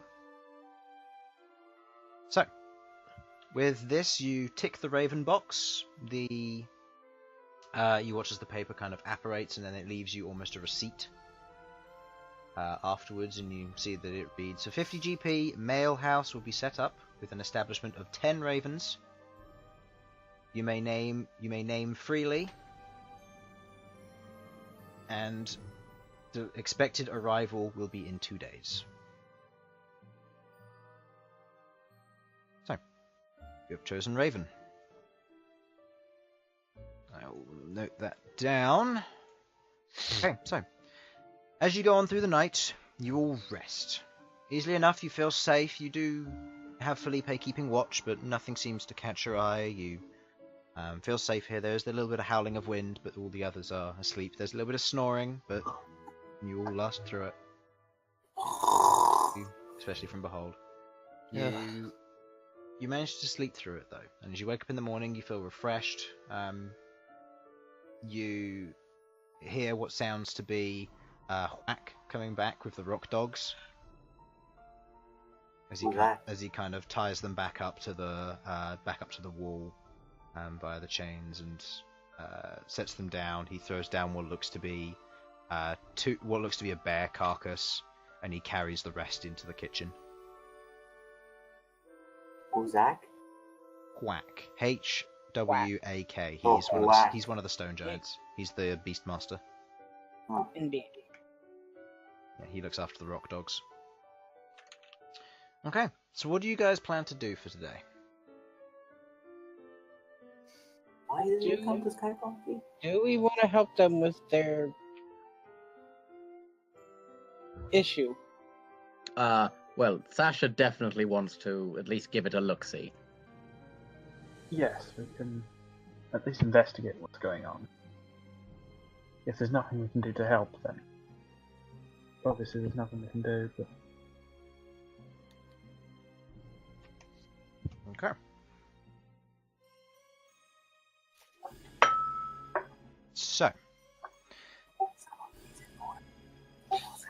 All right, I got you.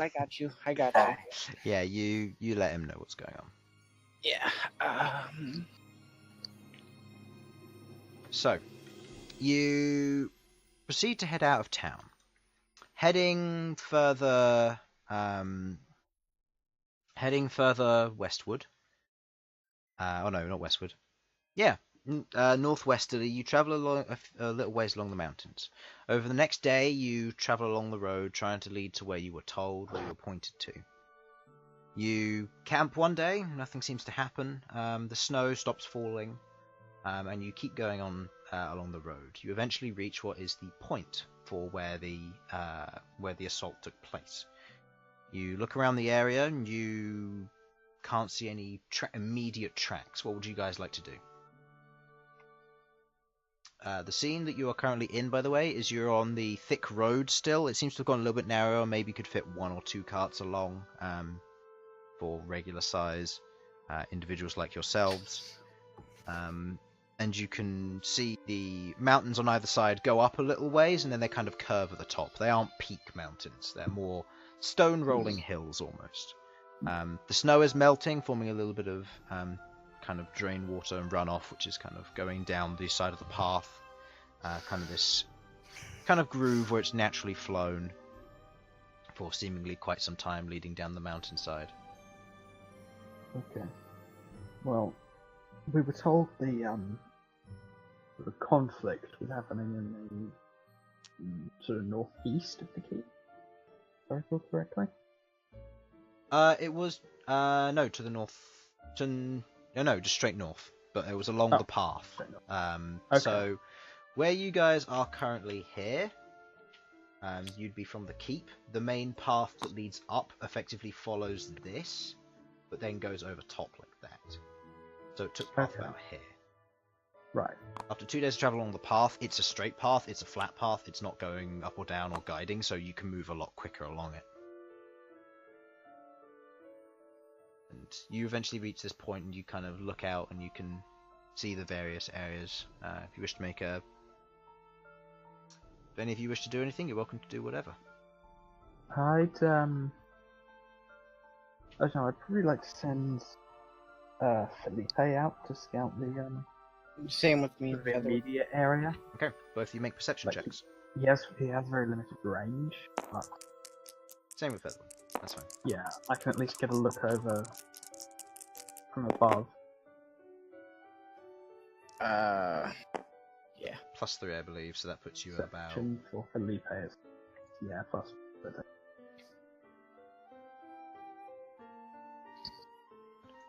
Who's going with my perception? So no, this is going with Featherwings, because you're using Featherwings perception because you're looking through Featherwings' eyes.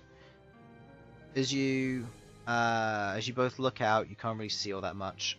Felipe does notice something. He notices what looks to be a old carcass of some kind.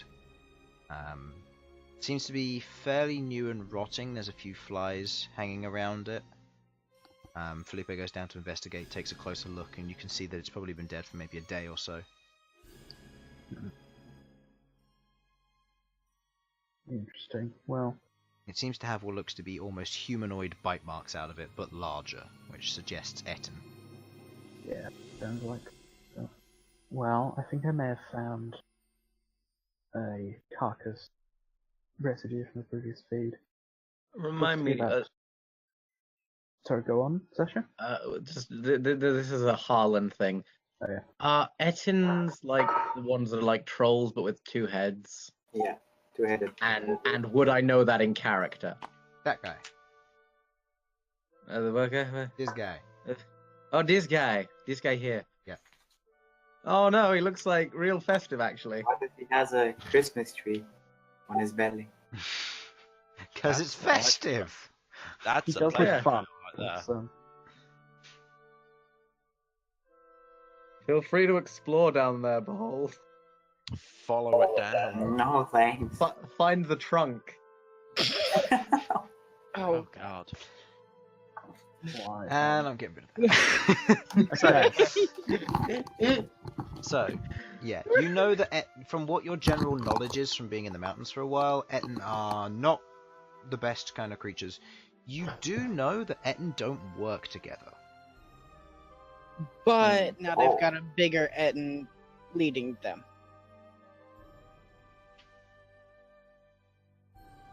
I see. From what Malcom knows.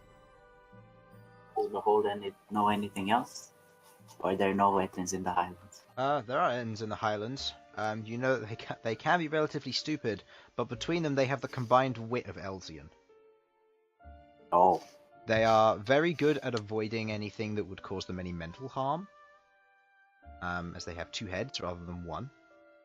Oh. Oh no. No. No. You know what? I can, instead of just killing it, I can kill one side of it, and that'll be fine. It'll be like it's having a stroke. It's okay. Effectively. Well, Isn't my what's his powers name? just effectively causing people strokes? Yeah, effectively. Oh wait. Beetle drops Zamthrax. The Hitchhiker's Guide to the Galaxy. The guy with 2 heads. It's gonna be like Zephyr Beetlebrax. Beetlebrax. Yes, that's the. Anyway. So yeah, so you know a little bit about Ettins. You also know that they can be relatively ferocious, and they don't plan. They more just attack things and hope they win, and if they don't, they run away. Mm-hmm. And you've never heard of them to be in groups before. If they are coordinating, then something's going on. Hmm. I don't know. Yeah. Could we go up to the carcass and I Yes, can look I'll for tracks? lead people towards it. Perhaps one of you could get a little more information. I don't know. You travel over a little bit. You do find the carcass being led there. As you look at the carcass a bit better, investigation checks from everybody who is interested. Can I make a survival check? Sure. Yes, It'll be a higher DC though for you. Alright, I got a nat 20. 13. Okay, rest you can stop rolling now. Yeah, that doesn't matter anymore. So, as you're kind of looking over the corpse, you're doing a survival check. You see the corpse has been dead fairly recently. It was a good-looking deer as well, or mountain goat. You're not entirely sure. It's a little bit difficult to tell at this point. But looking over it, Queglod, you get a general sense that this was killed within the last day or 2. You kind of understand that wherever they are, they're probably nearby, or at least within a day's travel, which narrows it down quite a lot. Malcom, as you're looking over it, you kind of go, and you kind of go up to you go up the nearest small hill, and you kind of take a look around, and you kind of see what looks to be scuff marks, as if it's been dragged part way and then dropped.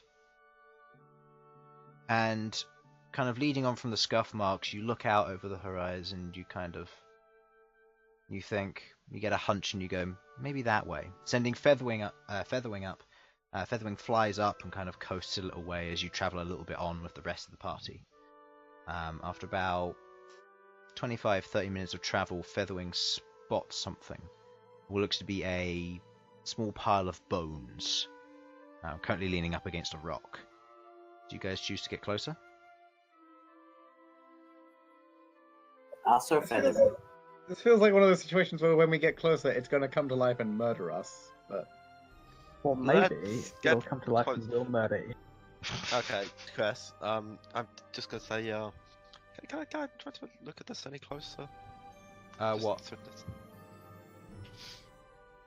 this whole thing. No, never mind.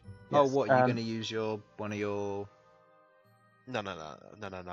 Actually, wait, no. Yes, why not? Let me figure out what it is. What was it called again? So your you just suggested something I completely forgot. your spider orbs. I could. Oh, I forgot spider orbs as well. Yeah, I don't remember what the other thing is, so yeah, spider orbs. spider orbs. That's it. That's even better. it's a much better idea than what I had. Do you want it? Fuck it. Okay. Make a perception check. Ghaakt, this is a new sight to you as you watch as Elsyan kind of holds this tiny, small metal ball in his hand, just stares at it for a solid minute before you watch as the ball sprouts 4 legs and then just scurries off his hand and runs away. As this happens, the ball kind of runs up the nearest hill. It stops, moves down a bit, and then there's a as you feel the ball being lifted off into the air. You look up and you see a magpie just taking it away. Magpie. Is it close enough to use my No, telekinesis? it's far enough away from you now that it's like flown off because you made it run a little ways and it just gets picked up and left. You've now lost one spider orb. Out of my 1,000? I don't think that's much of an issue. Yeah, I think you're down to 998. I'm making you count though because there will come a time when you run out. It's 997. Let me. Okay. It's a cool trick, Elsyan. No, I have been counting this. The ambush has been sprung. The magpie took your things. All right. So would anybody else like to do anything? For fuck's sake, I'm done. Whatever. I try and be helpful for once. This is what happens. I'm gonna stick to being a I'm gonna send Featherwing to take a look around, see if there's anything in the general vicinity of it. Yeah, depending on what's happening. If Featherwing is looking around relatively closely, I might send Felipe relatively far up, sort of survey a broader area. Okay. Sure, no one's sneaking up on us. Perception checks from the both of you. Familiars are useful. Yeah. Okay. Why? Well, it's the same roll, so that's good. 11 on mine. So 11 on both your parts. Looking over, you kind of go up with Felipe and you survey the area, begin to look down. You can't see anything initially that catches your attention. As Featherwing goes down though and lands near the carcass and kind of looks around, you can see what looks to be a crack in what looks to be almost like a small alcove leading into where this kind of the side of this rocky area. So this is possible. Yeah. Featherwing, also from your sense of smell, this place smells horrible. This place smells like Etten. Oh goodness. Well, we found it. Let's go. Let's go. Should we do some scouting first? We can ambush them. I mean, I guess You we move up can. to near the cave.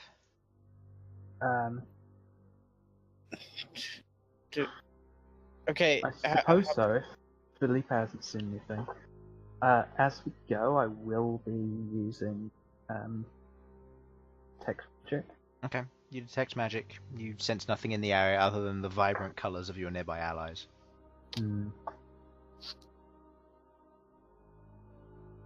How long does it take to change what the Ioun stone is trying to detect?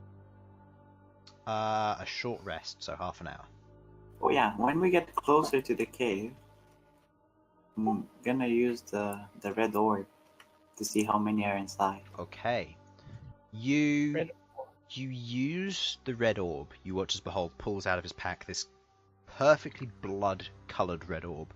You watch as Arachne kind of stares at it almost intently as he holds it in place, and as he holds it, you watch as he concentrates and the orb kind of swirls. You can feel 4 presences. I'm going to say 3.5 presences. One of them is large, and there's 2 smaller ones, and then you sense another one. But the other one seems dormant. Dormant? Yeah. What does that word mean? It means that it's either it's not asleep? it's not sleeping, but it's not dead. Not Regan would be classed as dormant.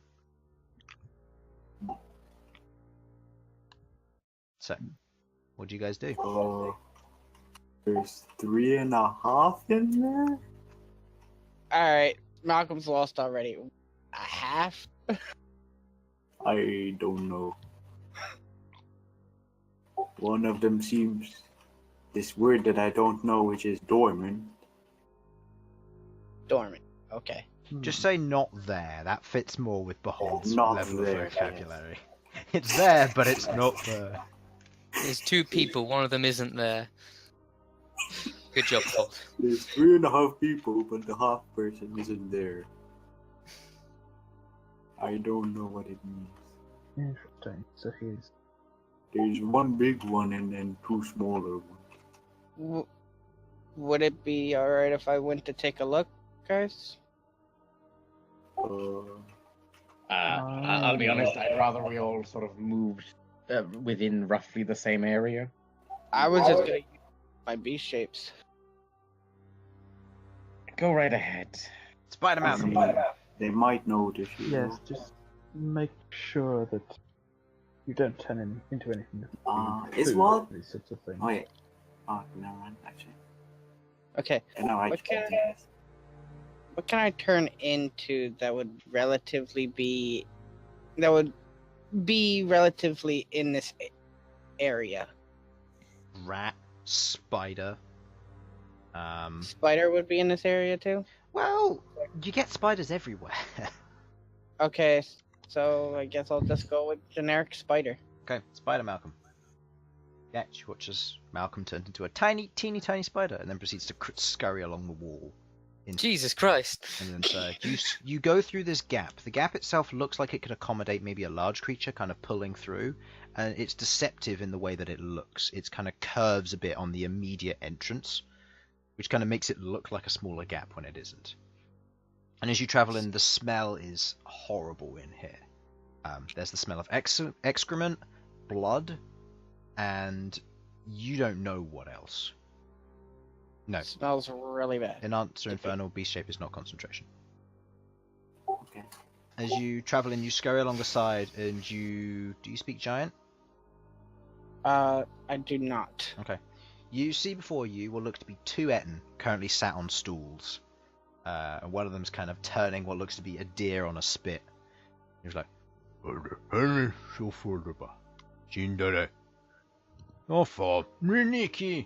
like the two heads seem to be quarreling with one another. The other one's kind of like sat there, currently got a knife in its hand. It's currently like whittling something, kind of just sharpening what looks to be a bit of wood. Each of them have what looks to be a club and a kind of a makeshift axe made of just sharpened stone. Each of them to their side as one of them's just turning the deer. You see, perception check please for this.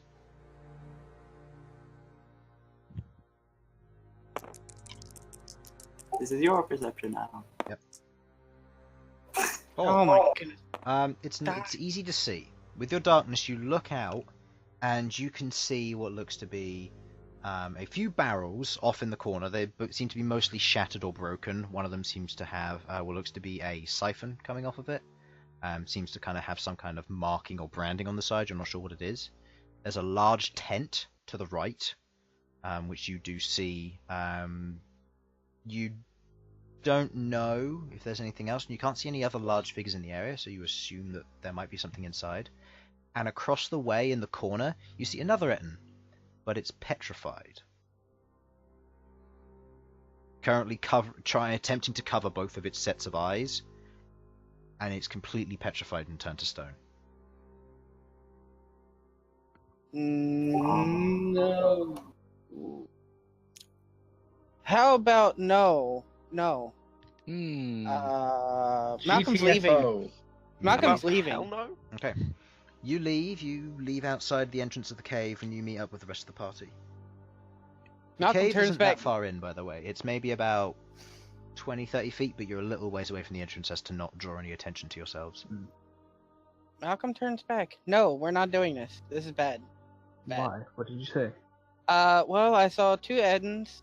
They were currently cooking deer, from what it looked like. A tent, some other things, and then I saw another Etten that was petrified. Oh, were they That makes talking? sense of the heart. They were talking. Can I try and recite what they said? Make an intelligence check with disadvantage. Do not 20s, do not. Oh. That's. I mean, it's a +4. I heard she's native. You heard Someone- as you begin to try and like remember what you said, what was said. You pick up the word salt within all that. So they were talking about cooking. Should I Wait. go closer and try and hear? He said that the thing was made of rock, petrified, right? Yeah. The third one was Either they were petrified. talking about cooking salt or talking about their friend who was turned into salt. Either Maybe way, he they was may have been talking insulted. about grinding them down to season their food. Should I go closer and try and hear? Okay. You go and try and go closer. Make a perception check with disadvantage due to the distance. Actually, no. I'll say you got a choice here. You can either roll with disadvantage, or you can roll stealth and then make a regular roll. I'll roll stealth. Okay. Left dice. Left dice. Okay, left dice 11 plus whatever. Okay. What's the total? +2. Okay. You walk up to the edge. You begin to listen in. You try and be as careful and quiet as you can. You hear in Giant being said, "No, you gotta make sure that you put the meat. You gotta make sure that you season the meat properly. Put some herbs on it, that kind of thing. Why? Why can't we just eat it raw? Because you took a bite out of the last one and the boss didn't like that. What? That's not fair. Can't we just eat it now? The boss will know. He's right behind you, you mug."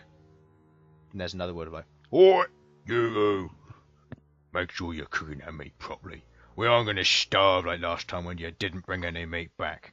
And there's like this. There's a whack sound. There's a ow. How much does he do? Be clear, is this a conversation between two Etin or two heads of one Etin? This is two heads of one Etin, and then and what sounds to be Yeah. another Etin that just It's punched four one heads of them. between two Etin. This is the confusing thing. There are 6 voices between 3 characters. It's going to be difficult to do this.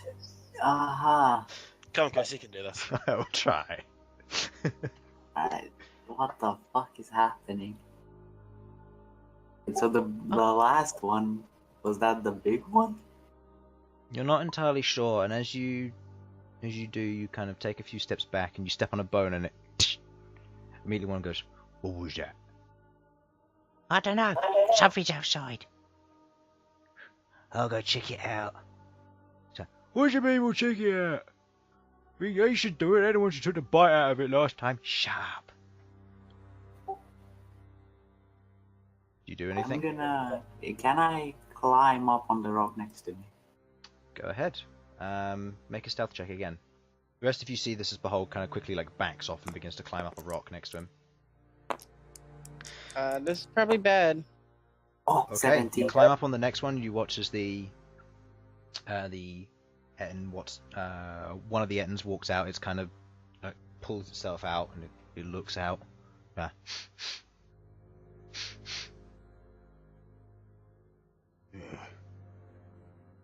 Just some form of rat.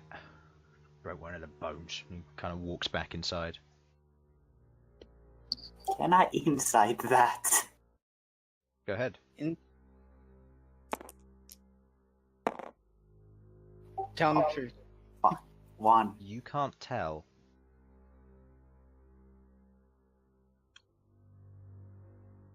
Right, well, I guess he didn't see me. Wait, what did you say your insight was? -2. How? Oh wait, it's 1. Never mind, I thought it was intelligence. Okay, either way, It's 4. yeah, it's 4 and still no, but you don't know. Right, I'll stealthily leave now. Okay, you leave. They wouldn't notice at this distance. You head back to the party. They were talking about not starving and seasoning their food. Apparently one of them ate before it was done last time. Disgraceful. It was getting slapped in the head. I Malcolm's don't know which head, if it was the same one. Malcolm's just Thanks, fed up Bhold. with that. That head. No. Oh, how would that guy get petrified though? Don't know, and I don't think they know either if they didn't mention anything about it. Well, could the big one's weapon turn someone to stone? Or is there a Medusa here? Medusa. You wouldn't know what that is, Behold. Yes, I know. Medusa. The only thing For out starters, there- they're called Gorgons. Yeah, and you know of basilisks, but that would be it. Bastard. there is a possibility that there is a Gorgon on these mountains, but I don't believe it's in this area, right? From what you remembered being said, there was a very slim chance, and you didn't really know. But it was added to your list alongside basilisks because you knew of the petrified stuff, and you were just given info on it. Yeah. And if it wasn't moving to get them, then it possibly isn't the thing that I was talking about either. Maybe that petrifies, or maybe Basilisks don't really need you to close their eyes to evade it, alright? Yeah. They just make you go stone. No, basilisks. If you don't avert your gaze, you have to make the saving throw. Oh, okay. Yeah. If you ever fight basilisks, you'll know because I will ask, "Do you avert your gaze?" Because I have to ask at the beginning of every one of your turns. Ah. So, what do you do, guys? Well, do we want to go fight them? I'm kind of scared of whatever petrified the Not really. third one. Yes, that's the I main don't. concern. I don't know how strong these Elsyan are, but Petrification is not fun. yes, in a straight fight, I would rank our chances a lot higher.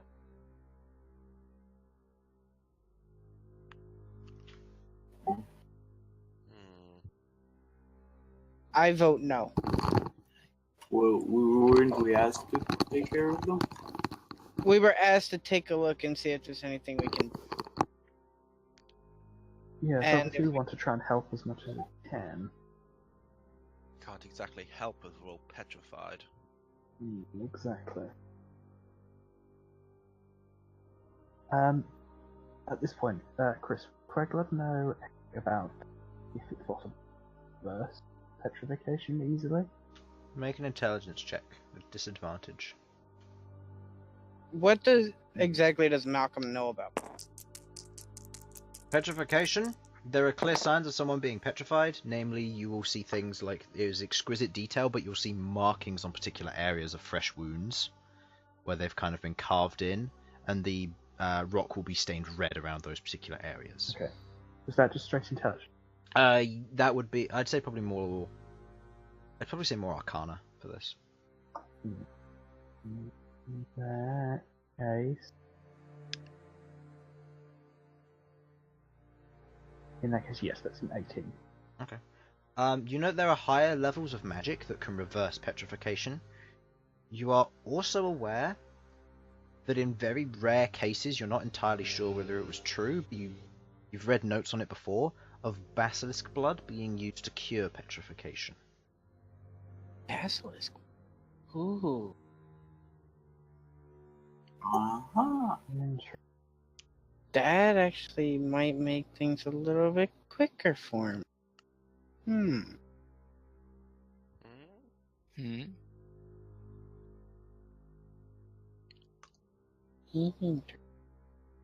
Weaker for you?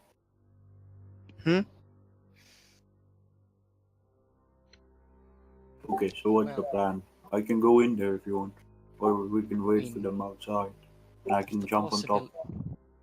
Of the possibilities, the least likely one seems to be Gorgon. More as if they may have a pet basilisk or they've mastered some sort of petrification magics.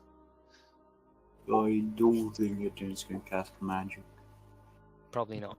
So pet basilisk it is then. Well, then again, we usually don't hear about Ettins traveling together, but they're together. Behold, make an For intelligence obvious check. reason.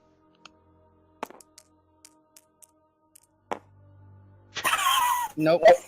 Oh no. 0. You sit there. No, sorry. -1. You sit there and you ponder for a minute, and you all watch as steam begins to rise out of Behold's ears. And are you doing anything? Is it hot in here or is it just me? I believe it's just you. Behold, how many Etin did you say you saw? 3.5.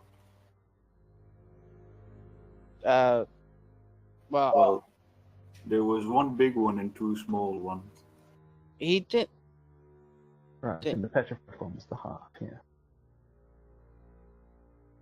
Well, it was half, so maybe one head isn't petrified? Or were they both petrified in Malcolm's song? They're both petrified. Well, if petrification is at least potentially reversible, perhaps the one that's petrified isn't exactly dead. At least in some sense. Petrification can be reversed. That's probably why it's classed as that. Yeah. Because petrification is the perfect form of preservation. So it's basically the better version of if you wanted to exist in 5,000 years, provided you had either special healthcare or you had a way of administering a cure for it, you could technically petrify yourself and then re-emerge 5,000 years later. Fine. Other theme You'll parks just be a bit as well, stiff. Chris. This is relevant. There Chris, are you're no giving theme me parks ideas for I us. don't want to hear. So there's no theme parks where, say, a giant like CEO of a major media company has his head preserved by petrification. Of course Maybe, but you're not sure. Chris, you're giving me ideas here that I don't want to hear. Stay. Look, it's a viable solution. However, you would be subject to weathering, so you'd have to be under certain conditions. Because, you know, if you get weathered and you lose an arm, you're going to be unpetrified. Without an arm, you're going to bleed to death. That depends if you've got a cleric nearby. True. And if you're a head, it may not go so well. Well, So, what there's are a you lot doing? of weird magic out there. Do we fight it or no? I want to fight. Also, it's 6 versus 3 times 2, which is, I don't know what. 6 versus Look, we 3 should be proud times. that he tried. No, sorry, it's apple against 3 times 2, which is, I don't know. No, you don't understand multiplication, do you? I what? Does? No, Behold, he doesn't. Understand multiplication. No. I'm gonna have to teach That He broke knows me. how to use it, but he doesn't know how to. Versus 3 times 2. Yes. I mean, he said the same number, so. Best part is he doesn't So, realise 6 that, though. versus 6. That's the point. No clue.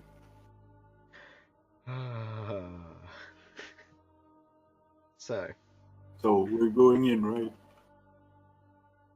Yeah, boy. Alright. how are you First, going in? Why not? Well, I think Yelling we and should, screaming at the top of our lungs. I think Sure. we should go up. No. Is there Of any way we course could not. go up No, above I the think cave? we should that may be worth investigating, I think. Like, The best go idea is above. to try and get in and try and get a look at exactly what we're up against before the fight starts. Right? Okay, so you want me to get in there and see more stuff?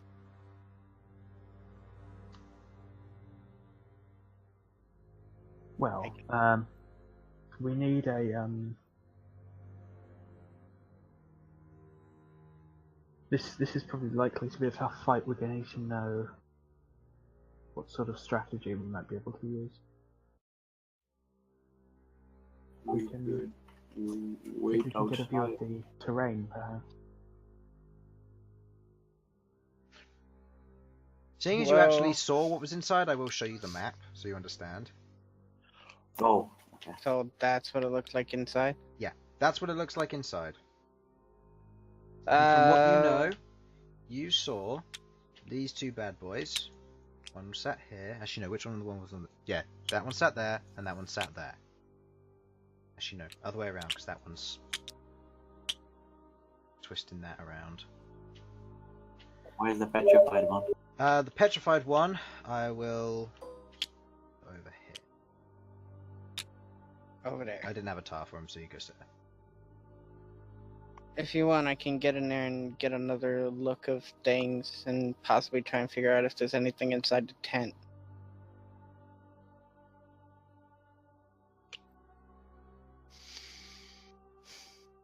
Hopefully explosives. You going in again as Spider Malcolm? I was waiting for a Malcolm, response. Spider Malcolm does whatever a Spider Malcolm does. Oh, Chris. I can only be What I a wrote spectator. last? Can you what? Okay. Can you what, sorry? Okay, nothing. You responded, I didn't see.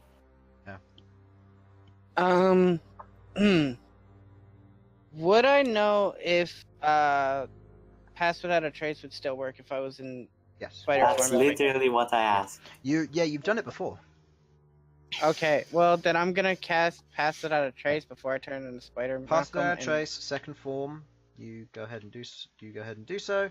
As you go in, make a stealth check for me, please, with advantage because you are a tiny creature.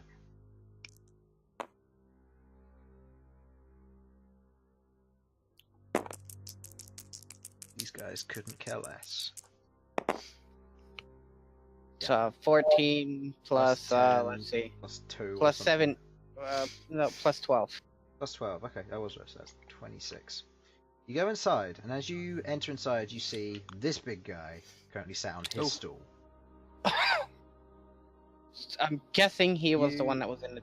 Yeah, you see where the other two have a club and an axe. He has a similar club and an axe, but his axe seems to have some kind of rune on one portion of it.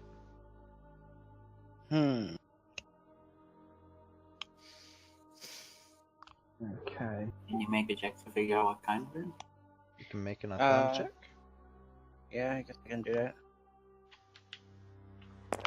Ooh.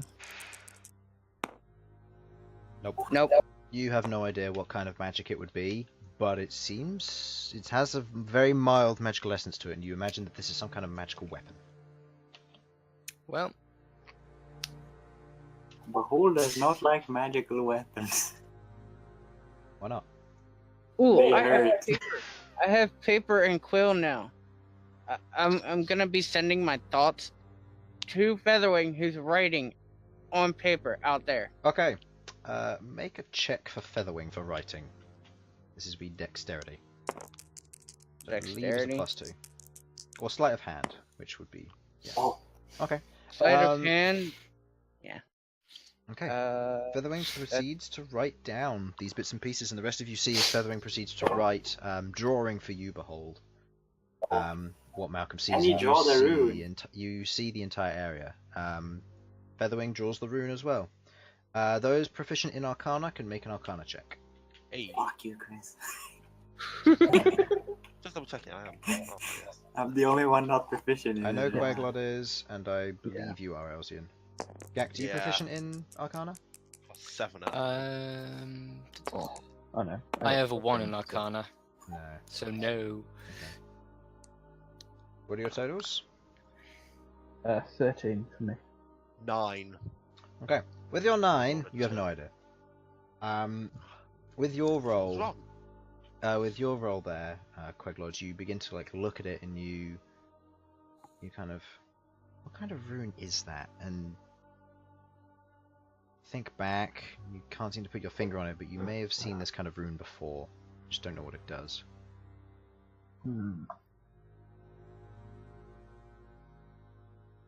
I think I recognize something like it, but I don't know what it is. I don't recall having ever encountered any sort of petrification. Could we get an artist's representation of this rune? Try.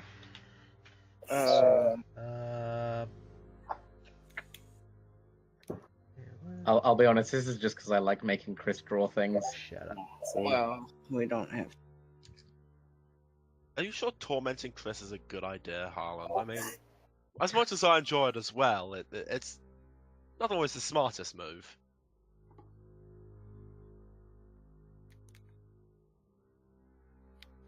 I'm not gonna say anything, but that looks like a basilisk to me. It does. No, basilisk. I mean, not like a basilisk. It looks like a giant snake. Yeah, snake. Basilisks do not look like that. Believe it or not, basilisks in this universe do not look like the basilisk I would have used. But oh well, I'm using the original D&D tiles, which means they have 8 legs. Oh god, no, not those things. Oh god, they're so ugly. I know, but I'm using it anyway because it's traditional law, and I apparently do not have my basilisk here. Where's my basilisk? I mean, they could look a lot worse, Harlan. They could look like you. Oh, dang. Why does it look like Superman symbol? I'm sorry, coming from Oh my God, Andre the medium Giant's tiles, brother, Boris Johnson. There you go. I That's mean, what a there were basilisk many looks- lines that's there. traditionally There were what a many basilisk looks crisscrossing like. paths. Don't disrespect But Andre the it's Giant like that. Yeah, You that's using the ugly basilisk. Sorry, ug- sorry. ugly The child basilisk. of Andre the Giant and Boris Johnson. I, Happy now? I apologize, You know what? but yeah, that I'm using the traditional basilisk sense because Let's not talk about Yeah. Boris Johnson. Thought you had a different basilisk. I do, but it's been repurposed into the serpentral. Okay.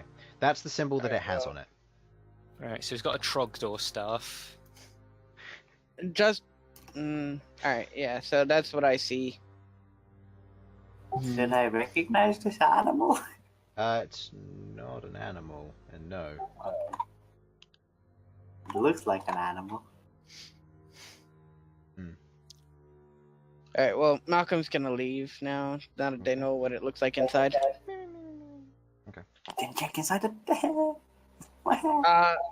He's already got Alright, it. fine. Look inside the tent. Okay, you exit and you re-enter. You go in. You look inside the tent. Nothing's in here. Inside the tent, you see the following things: a bedroll, a bunch of furs, a skull with what looks to be a candle on top, and you see what looks to be a small wooden plate. A small wooden plate. Hmm. Possibly for food. And boy, does it smell bad in here. There's kind of a Ushna Hinjin. You kind of hear that, and then Hide on top. Hide on the top of inside. you hide on the top on the inside of the skull. You mean? Skull, sure. What did you say? You're on top of the? The top of the tent. Oh, the top of the tent. Okay. You go on top of the tent, and you see he kind of pulls back the cover. He walks in, kind of reaches down, picks up the plate, turns around, and walks out with it. Think food's just about to be done. Boy, would they be mad if we interrupted dinner. Well, said they haven't eaten. Going in now, guys. They said they haven't eaten in a couple of days. They starved. They're hungry. They're trying to eat. We need to get them now. They're We starving. had some sort of Have shiny that get object. written down. I have fire. That's all I got. Wait, I have shiny.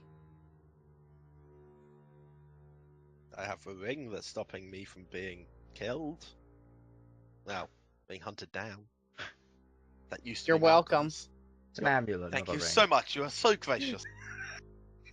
Okay. You staying in there, or are you?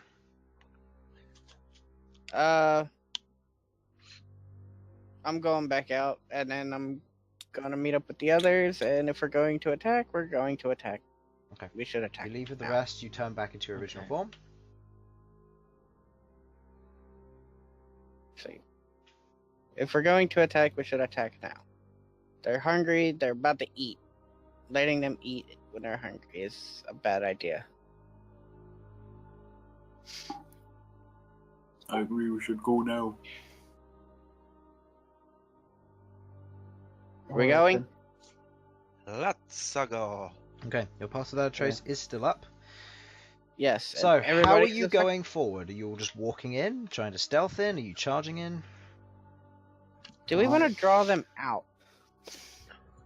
Doing like Well- a choke point? Yeah, get them in one by mean, one. Get There's them this in a tiny little line. thing that frankly, I'm surprised this guy can fit through. Yeah, he can squeeze through there. Mhm. But I mean, yeah, if we That try and would form a prevent choke any of point his with allies our to- melee at the front, our ranged at the back, we should be fine. Because that way we can then get it so that they're not My having word, to... strategy. I've read the story before. What we need to Hey, do is Hey, that we just, need just to get remember took- who's strategizing here. It took- It's Sam. It took 30. Sam is strategizing. I I don't know, do this. It's it weird. took I feel 39 dirty, episodes, Chris. but I feel dirty. You're doing fine. It's okay. Okay. But, this is good. but seriously, choke point. Let's Sparta Yes. them. Let's see what the 300 did to Persians. Except we've got ranged peoples. They didn't. Well, they had ranged people actually. There's 300 Spartans and then a load of Infernal. mercenaries with bows and arrows. Make an intelligence check with advantage. Oh, for what? Oh boy. Oh, that was gonna be Oh. Yes, It's a yes 12. they do. Alright. What? Yes, they do. What? So confused. Alright. So are we drawing them out? I'm gonna say, form your battle positions here, according to how you want, seeing as you're setting yourself up here.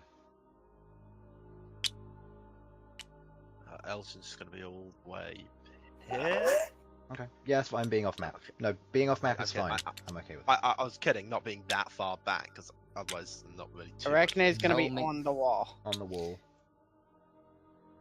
I will make sure to be in the back line sensibly this Okay. time. So Sasha, where do you want to be? I'll throw him a little slow going on the whole. I'm a spectator, so I can't interact with anything because I couldn't pick anything else for some reason. Oh. Where do you want to be? Put me in as in front of Queglod. Yeah, next to Bhold is good. Okay. That way I'm like sort of like a defense force. Yeah. Behold, you do. Oh. I'm so confused. Okay.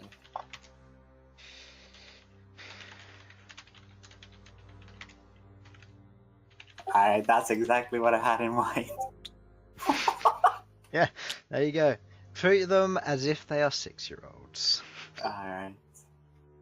No, treat them Actually- as if they're Fortnite players. Actually, I but- might have an idea. I can think, drive them out They really would get easily. advantage one day. What? That is bad. I don't like these things. What? They get advantage On what? on a wisdom saving throw.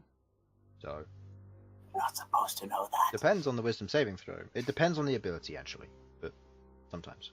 They're going to be getting a lot of advantage from wisdom saving Doesn't throws. matter with their intelligence. I'm gonna draw them out. Yeah, Be what's my ready. intelligence? I'm gonna go here Intelligence and check. yell out in giant.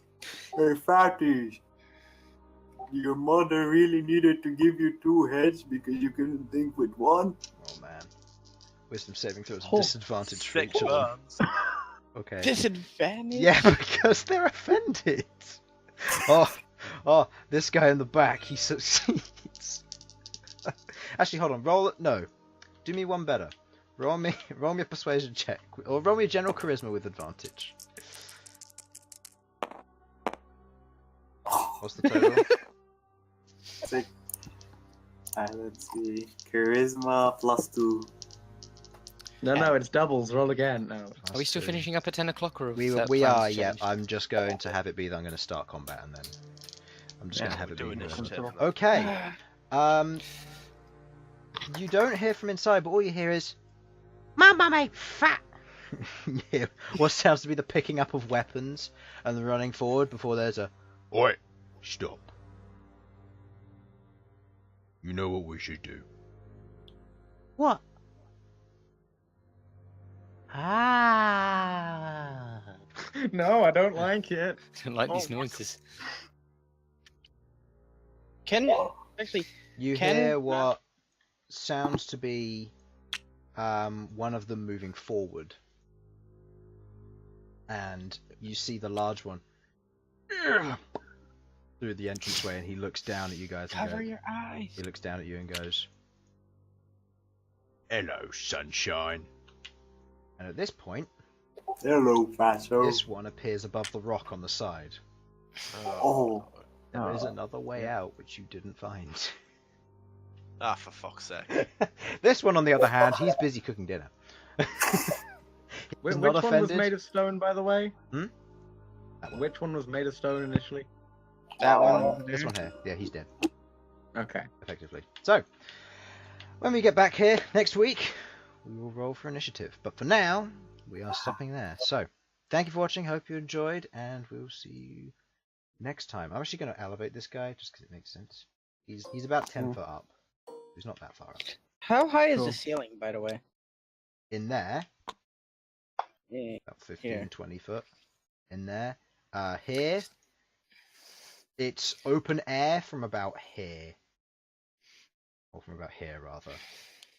So you won't be able to... If you're planning on using cool lining, it won't affect anywhere from here back. No, I was planning on having. Oh! Okay. If a Arachne goes over the top, he will get attack of opportunity, because it's very thin there. Okay, so... Oh, You should sneak to the back of this passage we didn't notice and push him out. but I would just. Okay, so... Crawl around him and creep him out. You're a spider. With Do that it. being where it is, actually... Hold on. Oh no, never mind. I was going to say Felipe might, or Featherwing might notice him, but never mind, you're on natural 20 on his stealth. Oh god. Can I just say, I hate rolling fucking advantage with Bhold. Because it doesn't work. Never Anyway. fucking works. Anyway, thank you for watching. Hope you enjoyed. This has been Crabby D&D. The Dawn Seekers will be back next Sunday, where our players proceed to fight some Etten.